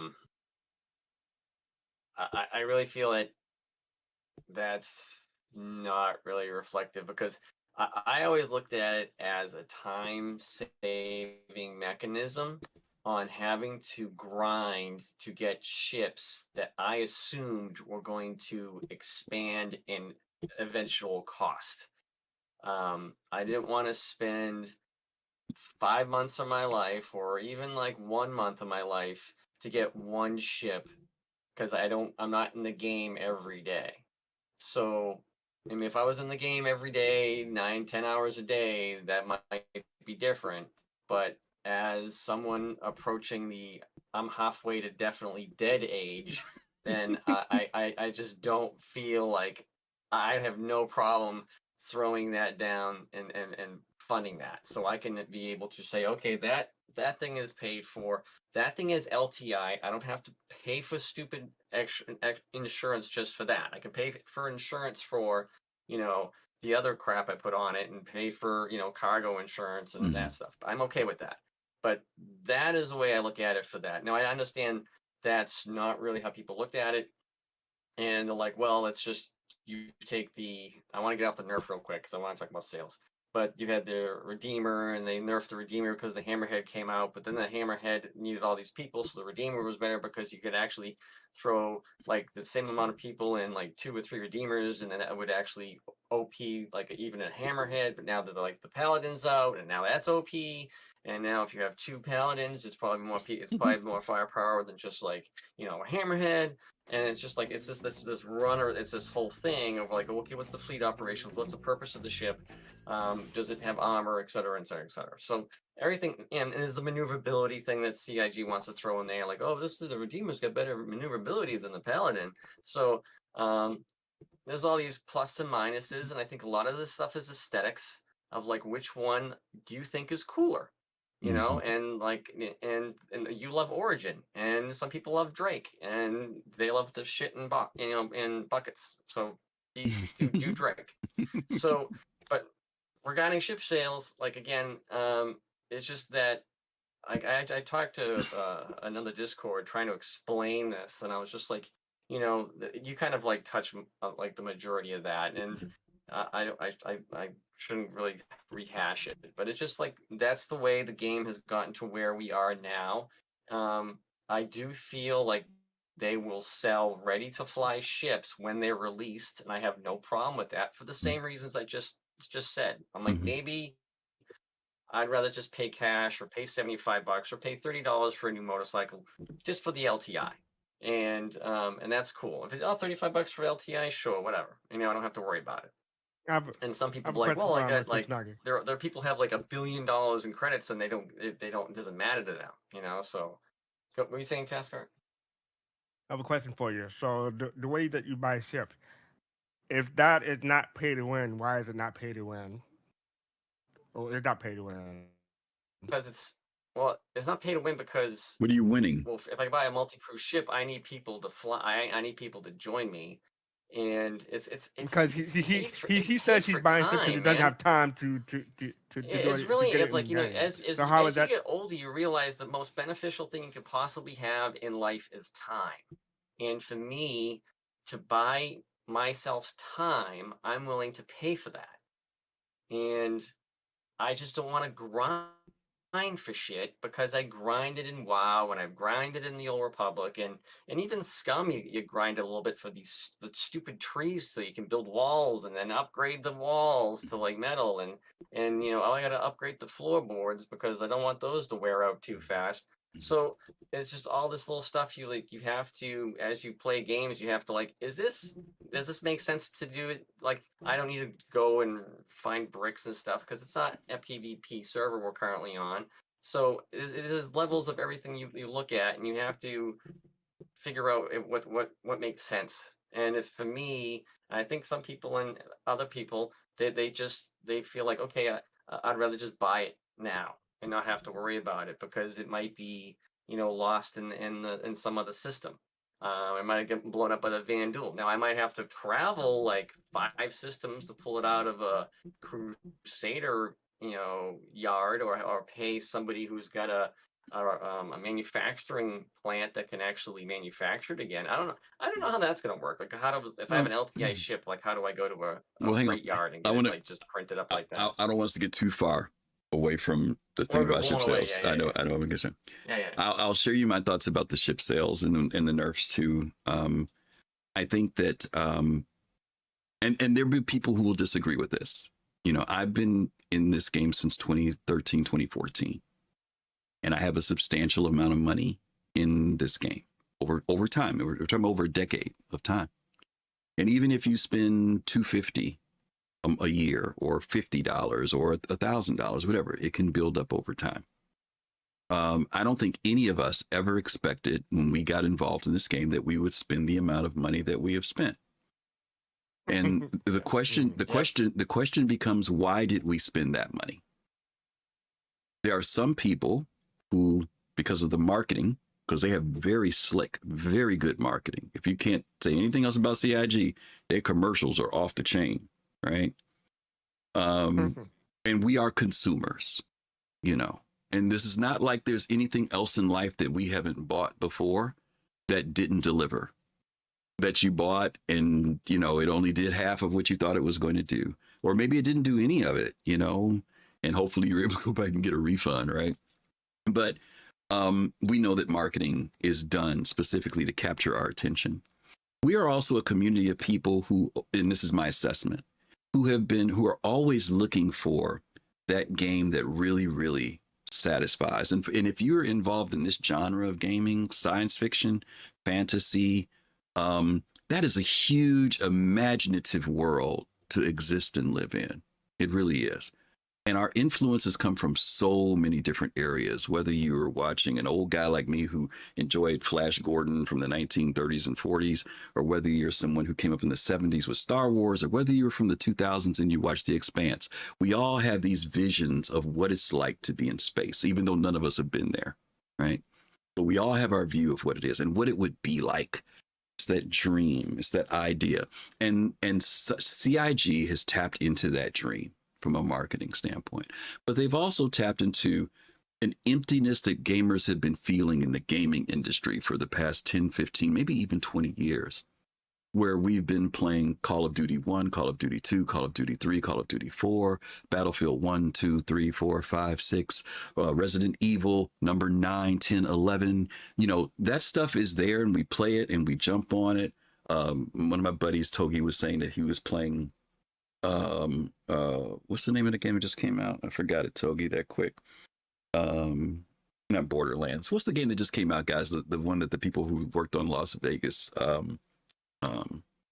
Fallout Vegas did. What's the game? I can't think of it. Battlefield 6? No, not Battlefield 6. No, the space game. I can't think of anybody. But anyway, Outer Worlds. Thank you, Toby. Okay. Outer Worlds. I Oh, Outer played. Worlds, okay. Everybody told me about Outer Worlds, and I was so hungry to play it. I got into it. I did the first mission, never left the planet. I did not like it. It did not keep my attention. It didn't. Toby's playing it right now, and he's enjoying it. He is loving it. He said it was better than he thought it was going to be. And the reviews, people are talking about how good. I think Space Tomato did a thing talking about how good the game is.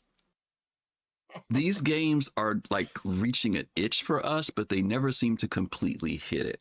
You know, we play it. We felt that way when Starfield came out. People flocked to play Starfield, and they were looking for something to play. And many people got satisfaction from it. There were some people who didn't. I think that the difference in this and Star Citizen is that there's a part of it that is always this carrot that's dangling out there that's saying the potential is there to be that thing that's different, that finally is something different, and we're willing to invest money in that because, you know, we're hungry for it. As consumers, we're hungry. We want that thing. And I don't know how many times y'all, me, others have said, I'm not spending no more money.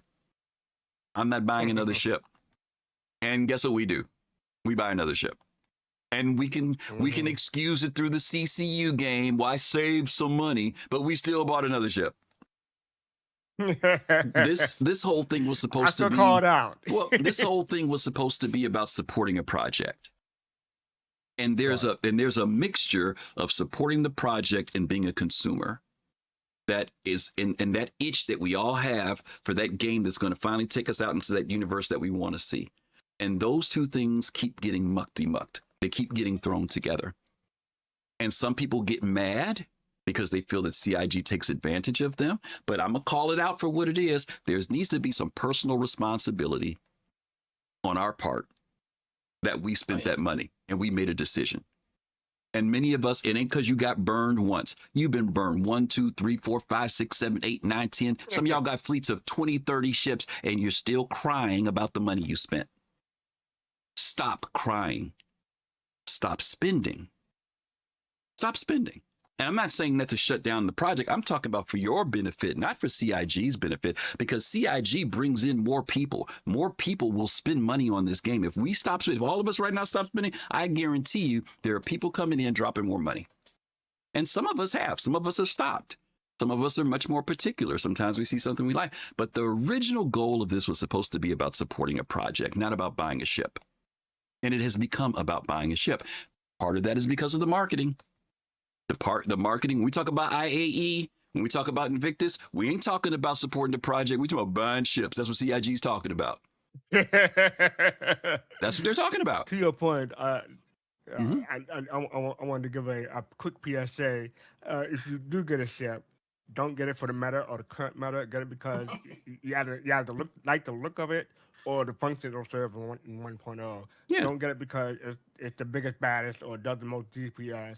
Or because that'll change. But that's tough. But that's tough because the psychology in gaming is that everything in the psychology of gaming is about a meta, about winning it and being on top, having the best of. Whether it's the best skin, the best gun, the best engines, the best component, that everything in gaming is driven by that. We are psychologically driven by that. So when we talk about ships getting nerfed, if you could tell me where they're going to be fixed later, you don't care because it ain't fixed now. Because we're driven. That's not doing me no good to know that my Odyssey is supposed to be able to do all this stuff and don't nothing work on it. That doesn't help me feel any better. So I'm saying there's a psychology behind all of this stuff, right? That if we don't, as gamers and personally, kind of calm ourselves down and take a little bit of, medication, we drive ourselves crazy. I'm not disagreeing with anything you said. I'm just saying for people out there. You're right. You're right. You get a new ship and you like it, expect it to change in some way, or you get it because you like the look or the roll of it. Well, they're all going to change. They're all going to change. And I know there's some people who say it'll always change. Maybe it will. I don't know. But what we do know is that where the state of the game is right now, it's demanded that things change. It has to. Some stuff just has to change, no matter what. Okay, it's got to happen. I think with the bugs this past, 2025 being like the bug-free year or attacking bugs, I think we've seen the sales, like sales are through the roof right now. That's probably new players coming in, seeing, I think I checked it last week when I posted it here, there were, what was it, like 3,000 people that were watching, people playing Star Citizen on Twitch on like a Sunday afternoon, which was actually pretty, like, maybe it was like 7,000 actually. So I think that's the thing. Personally, I'll make this really quick. I buy ships that would make sense in my fleet. So, I mean, if I was doing a mining fleet, I've got security, I've got, cargo ships and stuff like that. I love the new little Nubian fighter thing that they released, except for that stupid fin. Wait. Stop. Just to show you the power, just to show you the power of the people. Jade posted it today. They made it so you can retract the fin now. There you go. Exactly. I know. And she said that like the other day, and I was like, no. Well, I'm just saying. That I I'm just saying. I'm not. That's fine. I try and I get away from that a little bit. I got the stupid medical Pisces, and I'm like, oh, I'll get the stupid medical Pisces because it had like a cool commercial. I'll check it out. And I was like, this is the coolest ship ever. Like, they got the med bay here. And then I bought the stupid Apollo, and I'm like, oh, this is going to be great. But I'm like, I never even thought about getting that ship. I got to stop Admiral for 1 second. You all noticed, wait, Admiral, wait. Did you all notice that everything the ship that Admiral bought is stupid? It was the stupid melty tool, the stupid med gun, the stupid ships, but he still buys it. So this is an example of what I'm talking about. This is a perfect example of what I'm talking about. Financial sense. No, it's not your bad financial sense. It's just the fact that we're all looking for that good thing. That's all, and that's the side of it. That's the other side of it, right? That's all I'm saying, right? There you go. Perfect example. Oh God, now I don't know what to say. No, I couldn't care less about the fin on a wolf. Really? Well, for some people, for some people they don't. For some people they don't care. There are other people that aesthetic for them is enough to literally say, I don't want it. It's no different when people buy a car. A car might be very great, but there's something about the aesthetic. Maybe it's the hood ornament or the hubcap. Something they're like, nah, I doesn't want it. So that's just the way it is. But my point was to Admiral and to what Jade was saying is that this isn't the first time, but when the people say something, and if it can be done, that maybe they'll make the adjustment, and that's it. All right, we got to hurry up because we got one more topic to hit. No, I know. I'm just, go ahead. I was just saying that I still I don't play often, right? But I still I haven't been in the Apollo. I haven't seen the Spartan. I have the Spartan.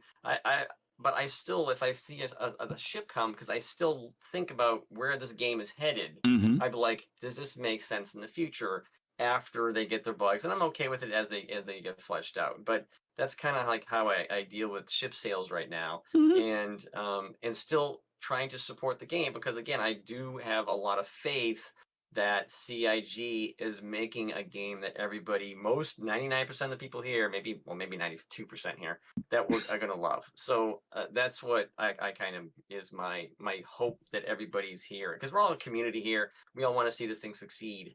And I see that some people like, I'm not going to spend any more money until until IAE or whatever. And or next year, maybe Squadron 42. I'm like, okay, it's cool. And it's your choice. At the same time, I just want to see this thing kind of move forward. So if I'm in a financially okay place to be able to buy something that makes sense for my fleet, then I still do that, even though I don't regularly play it. So that's kind of like my thing. Cool. Yeah, Admiral's at 92%. I'm going to check his math. So give me Great. All right, let's move on to the next one here. Gameplay. We've got a lot of topics here. That's why we got to hit this because our time is ticking down. I'm good till at least 11 o'clock tonight. No, I'm not. So here's some of the topics that we've got. We have vote. These have come up for fire suppression, the flight model, flight speeds, armistice zones, travel times, base building. You get to pick two on this one. Pick two on this one that you want to talk about. And this is again not personal. I'm talking about what have you heard people talking about, feelings about this stuff, because the roof's on fire with some of these topics. Whoever wants to jump in. First. Okay, I'll go first. I'll take travel time. That's been going since the beginning. Well, I don't want to say the beginning. Since the baby PU came out back in 2016, I want to say 2015. I forget the exact year. But yeah, travel times it, when they first had that Citizen Con, and it was like a 20-minute presentation just in quantum. People were Mm, like, "No, that's way too long." mm-hmm. But then the game it came out and it was shorter than that. But some people still complain, saying it's too long. Like they don't want to spend all their time traveling to a place just to get there and have to leave because it's time to go to bed. So that is something I still hear to this day about like the tram, stuff like that. So Mm-hmm. getting from Stanton to Pyro or vice versa. Mm-hmm. Travel time is definitely a big issue in the community. Some people are going to be okay with it. Some people won't be. But Mm-hmm. we'll see how it works out when 1.0 comes out. 'Cause I think hopefully by then people will know that this is not a short game that you can just hop into and play. What would you consider a decent amount of game session time, Fastcart, today? And who you're talking to, it depends on who you're talking to. I'm Like talking to you. I'm some asking people, you. I'm asking you. Not with for some me, I people. say 2 hours. I say 2 hours for me. Two hours is where you should be able to do something and accomplish it. That would be a Right, good game session. Okay, all right, right. that's fair. What's your second one? You picked that. Well, I'll go to Admiral and I'll come back to you. Admiral, you pick one this time. Okay. I'm gonna hit travel, Mm-hmm. and I mean, one thing I think that we all know changed is you go from, say, you call your ship back, when you in the lobby or whatever. Let's just say you call your ship in the lobby, and you get in the Mm-hmm. elevator, and now you're practically immediately there in a station.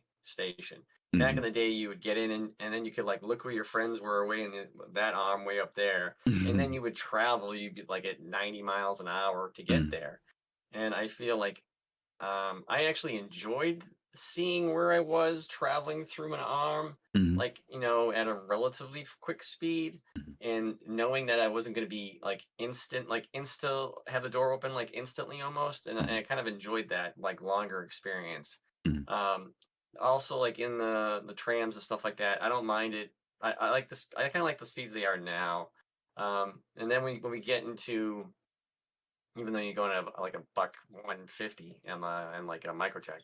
But when we talk about traveling in quantum or wormholes, or jump points, I think they're going to get much longer.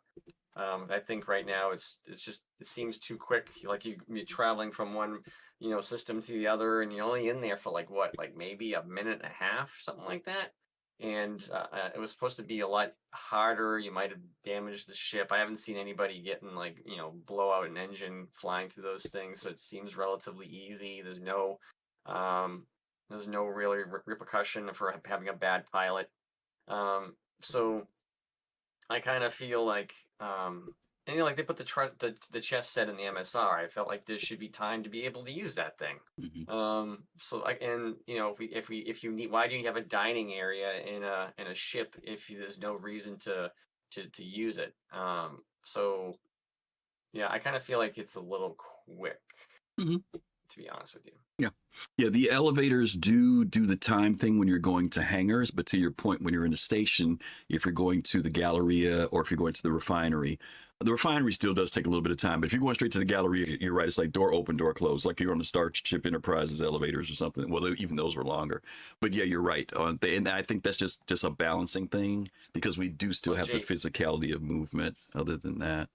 I want to answer Jade real quick. Jade, that system was like a million years old, and they didn't even know who built it, so it was very advanced. Yeah, but I think that it will be interesting to see if we see different travel times depending on distances, Admiral, with jump points, right? Because we're basing that around Pyro. And if we see that some are longer than others, some are more difficult than others. Like you said, there's a lot of mechanics that aren't in there yet. We know that when CIG first did implement the jump point at Pyro, you could crash out in the jump point and get kicked out, but they pulled that back. So it's coming. It will get there eventually. You will damage your ship and start receiving damage. That will come. It's just not there right now. I'm going to pick. Okay, I'm going to pick Armistice Zones. Pick one I wasn't thinking about. My condolences to you, sir. Yeah, this one has been interesting because there's the pro and con depending on how people want to prefer armistice zones. Some people want armistice zones completely removed, and everything's just kind of a free for all, and I mean across the whole game. There are some people who want the armistice zones to stay the way they are right now, where you just can't activate your weapons within a certain area. There are other people who want something that's more in the middle. Now, they did do this at one point, of CIG at one point, when Port Olisar was in. There was a short period of time. I don't remember how long it was. I mean, it might have been short. Some of you old folks may remember this. There was a period of time when you approached Port Olisar, if you had a crime stat, and this is in the early days of crime stats, the station would fire upon you and the advocacy would show up. And there were plenty of times when I would be on my way to Port Olisar and I would see someone quantum in. They didn't last more than 3 seconds. They could not get to the station. They were blasted out of the sky. I remember advocacy ships. I remember Avengers coming in and wiping people out, right? And that was what you did when you came in. If you were going to get taken out. Some of us who play Elite Dangerous, you all know that Elite has a system that when you pull into its station, when you're getting ready to land, you're given a certain amount of time that you have to land. And in a way, I wish CIG did this. When you're landing, I wish a clock would pop up telling you have 30 seconds or 2 minutes or whatever. Because as you guys know, sometimes it feels like it takes forever for the hangar doors to close. And sometimes you're just lining up and the doors start closing. But in Elite Dangerous, if you run into the station, run into somebody, you get one-shotted. They take you out. So if you try to pan ram somebody, you can forget about it. So I think that if they build things in that make sense within the game for station defenses or the advocacy or a gang, if you want to start some trouble, if you go to, Levski or Delamar has a kind of live and let live attitude, but that doesn't mean you can come there and do whatever you want to do. If you want to come there and act a fool, there should be responses, whether it's outside of a station or whether it's the security people in stations. Some of you all remember back in the day when security in the stations would kill you. You went inside, the NPC cops would come after you. So I would want to see things that are within the game that create that balance more than there be these artificial guardrails, right? That make people choose whether do I want to risk doing this thing and possibly get killed, or do I just want to say, nah, it's not worth it. To me, that's what I would like to see happen when it comes to armistice zones. All right, FC, we're back to you. What you picking? I'm picking base building. Okay. 2024. Okay, how's the roof? How's the roof on fire for that? What are people worried about?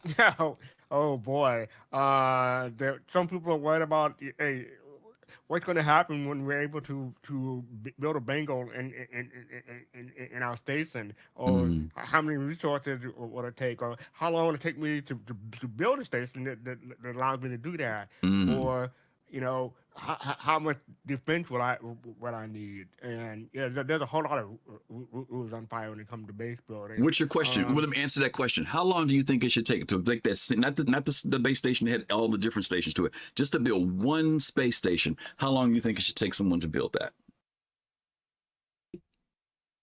I'm leaning toward, because you got to build the ground station first, then the space station. So I'm thinking no. You have to build that. I forget what it's called. You have to build that one unit out there first with your Pioneer, and then after that, you start supplying it, and then it builds a station. So my question again: how long do you think it should take to build a space station? If it's just that, I want to say a week. I don't think we can answer that question. Okay, that's your number. Let me before we go any further. You saying a week? 'Cause I'm going to ask fastcart. I'm going to ask Admiral what he thinks. No. Go ahead. Okay, go ahead. No, go ahead. What are you going to say? No, I was going to say if before we had to build, I thought we had to build a ground station, then the space station. I was going to say a month.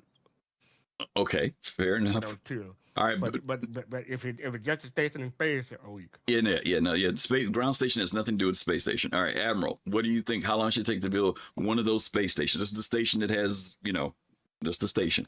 Not all the ancillary stuff, not all the cargo.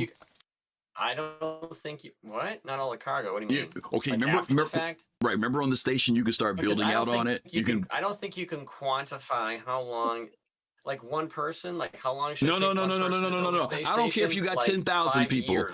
Okay, yeah. Well, I'm just saying. Yeah, I'm just saying for the base space station, the base, without building the. No, I get that, Okay, but I'm okay, saying everything is based off of a quantity of amount of cargo, and I right. don't know what that cargo limit is right now. Okay. And if I've got everybody in Soul Citizens, or I've got 3 people, that is going to change how long it's going to take me to get this thing done. What's And a it shouldn't change reasonable? based off of how many people I have. Let's say that you have people reasonably mining, bringing in resources. I'm not talking about where you got 10,000 people operating at one time. Let's just say you've got a reasonable org. Let's say you've got 50 people and they play the game daily and they want to build a station. How long should it If take? I've got 50 regular players, it should probably take me a month. If I've got 5 people, they shouldn't even. All right, They chat. should. Let's see what don't even deal let's see with it. how much you guys think. Admiral Kusanagi's giving us Most people some say most people say a month. I've been watching. a month. Has it been I'm a saying like month? 50 people. That's And fine. That's fine. Maybe That's it could fine. be more. No, I no, mean, we get but that. We get that. But we're just picking a target. So people think roughly that much time invested. I'm looking at time investment. I understand that we need resources. I'm saying how long will you think people? It's a grind, and it becomes this is too are they much to saying do. for one person though? Because like No, it's minimum not a 6 person. months, It's not a person. Don't get into the person No, thing. but I'm reading it chat. They're saying Yeah. minimum 6 months. But if I've got an org with They're saying 6 months 5,000 with 50. people, No, we just said 50 people. I asked them to give me a okay, number 50 based on 50 50 people. months. Okay, Serious 50 Fun people. says 6 months. 50 people, 6 months. BPZ Okay. says 3 months for the prisoner, 6 months for Citizen Joel. 50 Man. people, Yeah, Togi the- says a year or more, to a year. Risto Squared, people- 50 people. People No. above that we're saying 30 days, Oh, but now they're getting more variation. So I Okay. still think 30 days is winning the poll, but 30 yeah. days? Are you serious? I see more That's what it looks 66. like. That's not what I'm seeing. I'm seeing more 6 I months. mean, you got to scroll up. Yeah. You need to scroll down. 6 There's a months. lot more. It's more people putting months in here now. Okay, so it's interesting. Let's go from a month to 6 months. We'll take that as the span of time. You know, Togi went for a year. I know some people who also said a year for a station. Now I think a year built out would be cool, but I don't think a month is long enough. But that's me. So everybody's going to have their numbers, and that's fine. You know, we want everybody to throw their numbers in. But it's interesting. So go ahead. Kusanagi, give me your next one. We're going to wrap this up. Give me one What more. was my next one? My next thing about Bob? I don't know. You did time first, and then we didn't. You got the other I ones did open. do time. God help me. Flight model and flight speeds, because I don't really want to talk about it. But Okay. I mean, okay, flight models. Let's talk about aerodynamics. Okay. It's going to be great. All right. The Aurora is going to suck like it should suck, unless it has open wings like the what was Scorpion. it, So do you thing? think that's the complaint? Scorpion? Is that the complaint about the ships some of the ships not being so quote unquote aerodynamic and the whole difficult time getting off planets? Is that you think that's what people are going to struggle with? I think I think in the future, I think it's kind of that thing. Okay. But flight speeds in general, I think everything is quantifiable by like the CIG saying this is up an extra 2% here and 3% there, and Right. people get pissed off that they have another ship that's more maneuverable. Like how many times have you heard about people like saying that they're getting destroyed in their the F8 by light fighters? So I'm like, well, yeah, it's a heavy fighter. It's not going to be able to pull as many G's or whatever. Right. It's not maneuverable. So people just haven't figured out in general like what again, it's like they buy the cool ship for what it looks like and not its intended purpose. Now again, the medium and heavy fighters could be the go-to ship in systems that don't have or anywhere near landing platform, landing areas, and have aircraft carrier support, because the Gladius is on Idris for a reason.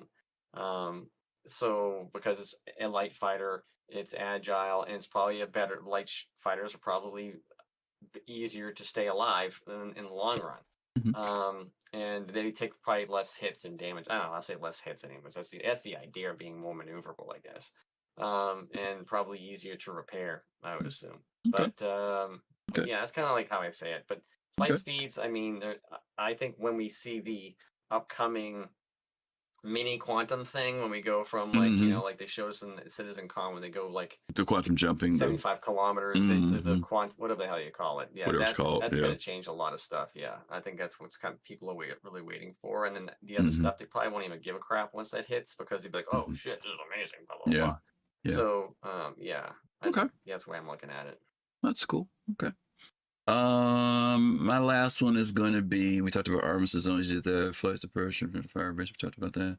Yeah, I'm going to go with the fire suppression again, just to go back a little bit on that. I'm curious, you know, when CIG talked about this originally, they talked about it being so detailed that even the materials on the ship would determine the fire, how, you know, fire moves through the ship. And so I am curious to see if there will be accelerants. For example, if you're carrying volatile cargo and fire starts, you know, are you going to have to worry about keeping that cargo cool as well as putting out the fire, because the cargo could ignite? I know that in the game right now, from some videos I watched, if your power plant overheats, your power plant has a high percentage of exploding and destroying your ship. That is the one component that if it gets too hot, your ship can be destroyed from. So I'm curious to see how this continues to flesh out. I am curious to see. I think CIG may pull back some of this stuff, though, to give players a little bit more time to respond to certain types of emergencies on their ships. I think that people are going to have to be much more aware of where things are on their ships, whether that's a fuse relay or whether that's where a fire extinguisher is. You know, small ships, not a big deal. Bigger ships like an Idris, a Polaris, you want to make sure your people aren't running around saying, where are the fire extinguishers? So I'm really curious to see. And I think there are going to be some people who don't like this as gameplay. That's the fire that I'm hearing. I think there's going to be some people who think this is too much.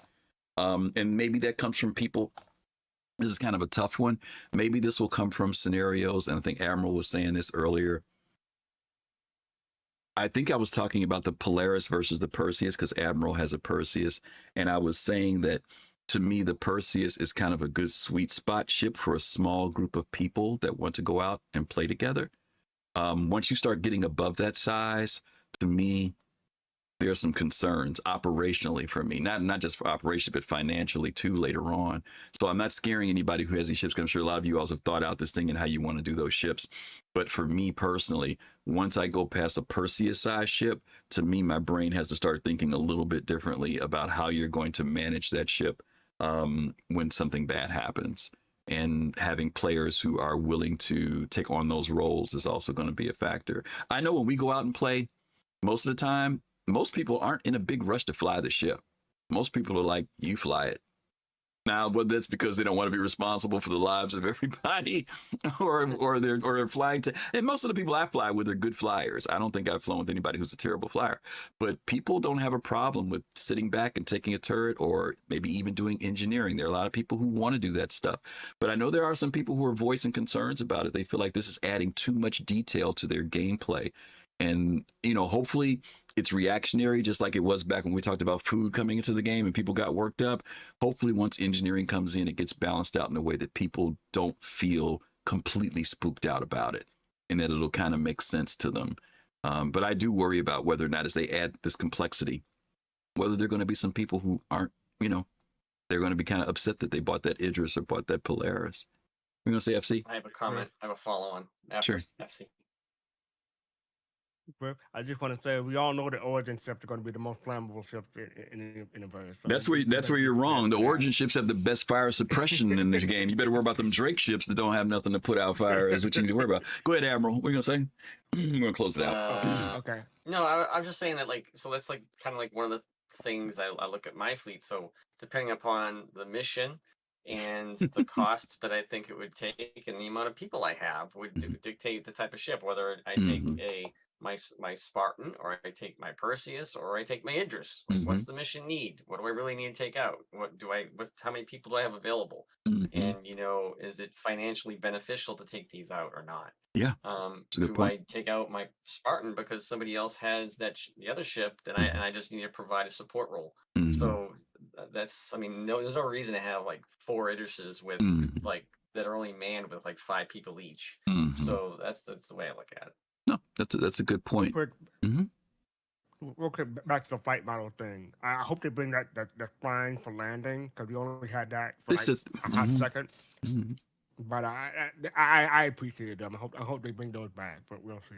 there's a lot of things that they did that were really interesting. I didn't like the splines that much. Only reason why I like the splines is if they bring back air traffic so that people know that there's a lane that they need to fly in, because there have been times when people have run into people when taking off. But those of you who were around back in the day, we used to have NP ships going in and out, particularly at Hurston. They used to fly in and out of the station all the time. But once you start getting a lot of people flying somewhere, the splines do kind of, I think they should come up with, I don't like that big arch going through the sky. It's too crazy. The other thing that I do miss that they used to have, though, do you guys remember when they used to do the thing where the pads would flash when you landed on them? The lights around them would flash so that you knew that that was your pad to land at. So now that we have hangars, it's not a big deal. But I did like that back in the day when you landed on an open pad if you called to land on it. Because even when you land at some of the bases now, if you want to call for a landing, it's nice to know which pad is the one that you're being told to land on. But that's an old feature that was in there a long time ago. What fastcart is talking about was back in the day, your radar in the center used to light up when you wanted to land, and it would tell you exactly when you were centered. Thing on your helmet. And when you were centered over the landing pad, so you knew exactly you were there. You didn't have to go third person. You knew you were right in the right spot for the landing pad. And that was in for a while, and it went away. They have that in Elite Dangerous, but I think that's going to come back to fastcart. I think that'll be something. I agree with the splines, though. That'd be a good idea. Yeah. Once you start getting air traffic, it's going, it's going to be kind of, especially in dense areas where a lot of people are flying in and out. So we'll see what happens with that. Okay, that was it. Do we have any questions, fastcart? I didn't see any. Hold on. I'm thinking, there was some little comment that I want to say. Devious Smile said this. Said dynamic. Said Devious Smile said I think that renting ships is going to become more popular later. Burn up the rental ship instead of burning up your own ship, maybe. I don't know, but it'll be interesting to see. Like a rental car. Yeah, right. I saw a post of someone. I can't remember. Someone in chat was on some stream was talking how I guess this ship was on fire when they landed it, or maybe it was inside of a hangar, and it just ended up burning down or something like that. Yeah, it'll burn down to a shell. Destroyed. Yeah, it'll burn down to a shell. Yeah. I'm curious to see how they set the speed for that. But yeah, I've heard a couple people said their ship got burnt out. The interior was trashed. Yeah. And again, my comment from before was they need the fire ships from Star Wars. That's not going to help you inside your ship. It's not going to help you inside your ship. And they have little fire ships come down, and they they spray foam on your ship as you're crashing. That's what I want. In a hangar, that would be cool if the drones come in. No, as you're flying down, you're on fire, and they kind of spray. Oh my God! What is that? Is it the Redeemer? The big, giant salvage ship that was on fire? Is that the Redeemer? No, not the Redeemer. Reclaimer? The Reclaimer. The Reclaimer when the Reclaimer was on fire. The Reclaimer's on fire, and you need a suppression ship to come alongside it. And Lord. The fire was inside. It wasn't outside. It's not going to do any good. The smoke was coming out. It was a hazard to children on the ground. Bad for the lungs. I don't know if that ship made it. It was lit up pretty good. Okay. All right. Well, listen, I don't think fastcart said we don't have any questions on the board, but we did have a lot of comments in the chat, and we really appreciate what you guys shared today with us. It was some good stuff. Let's talk about what we have coming up next week. All righty. If it's about a patch, it deals with pain and sorrow. No, it's not about a patch. We're going to be doing a show next week called, I got to read it myself, 368-13-13-14. And I know you don't. I know you don't. But each one of those numbers represents something, and we're going to be talking about it next week. So if you're very curious, or if you're a little curious, you guys make sure that you come and join us on next Sunday at 7 p.m. Eastern Time as we, kind of pick a subject of something that I think you'll find of interest. At least I hope you'll find it of interest. And that's going to be next Sunday again. Other than that, I don't think there's anything else special coming up. We know we've got IAE coming up in a few weeks. For those of you, I do want to say something that we don't get to say very often. We used to say it, but we haven't said it in a while. And that is to those of you who are Evocati. Want to say thank you. Thank you for many of you all have been Evocati literally for years. You've been doing it a very, very, very long time. And many people don't realize how much work it takes. I know some people say, oh, it's just a game. No, there are people who really dedicate a lot of time to making Star Citizen become the game that we all want to be able to play and make it better. And it is no small task to take out the time to read letters, get emails, be told to be on at a certain time, do certain things over and over and over again in a very broken game. And I know a lot of people say, yeah, we do it every time we play every week. No, the brokenness that we play with is not the brokenness that they play with. I don't want to go into a game where somebody says, go to the shop and keep buying clothes until we tell you to stop. That's not my level of gameplay. And they have to do things like that. So a shout out to Eva Cotty, those people who are doing their best to kind of help us get ready for this preparation to go into Nix and for 2026. We want to say thank you from the Soul Citizens. And we're going to set up for a raid. So I want to say thank you to our special guest today, Admiral Kusanagi. Happy to have him back again with his flowing hair, as always. We appreciate you being here and sharing your thoughts. FC, thank you for being here as well. We are going to send you all over to our good friend Star Jump Grim, who is on right now. Looks like he's got the logo up there for the Million Mile High Club. Nice, actually, he's talking about IAE. I'm just teasing. But anyway, when you guys get over with Grim, he's talking about the new ship leaks. Interesting stuff. If you're interested, if you don't want to hear it, don't go. But let Grim know that you came over from the Soul Citizens. Give him some love. He's a great guy, big contributor to the community. And we're going to see you guys next week, hopefully. So as always, take care of yourselves. Stay safe. Peace, love, soul. We'll see you next week. Ciao.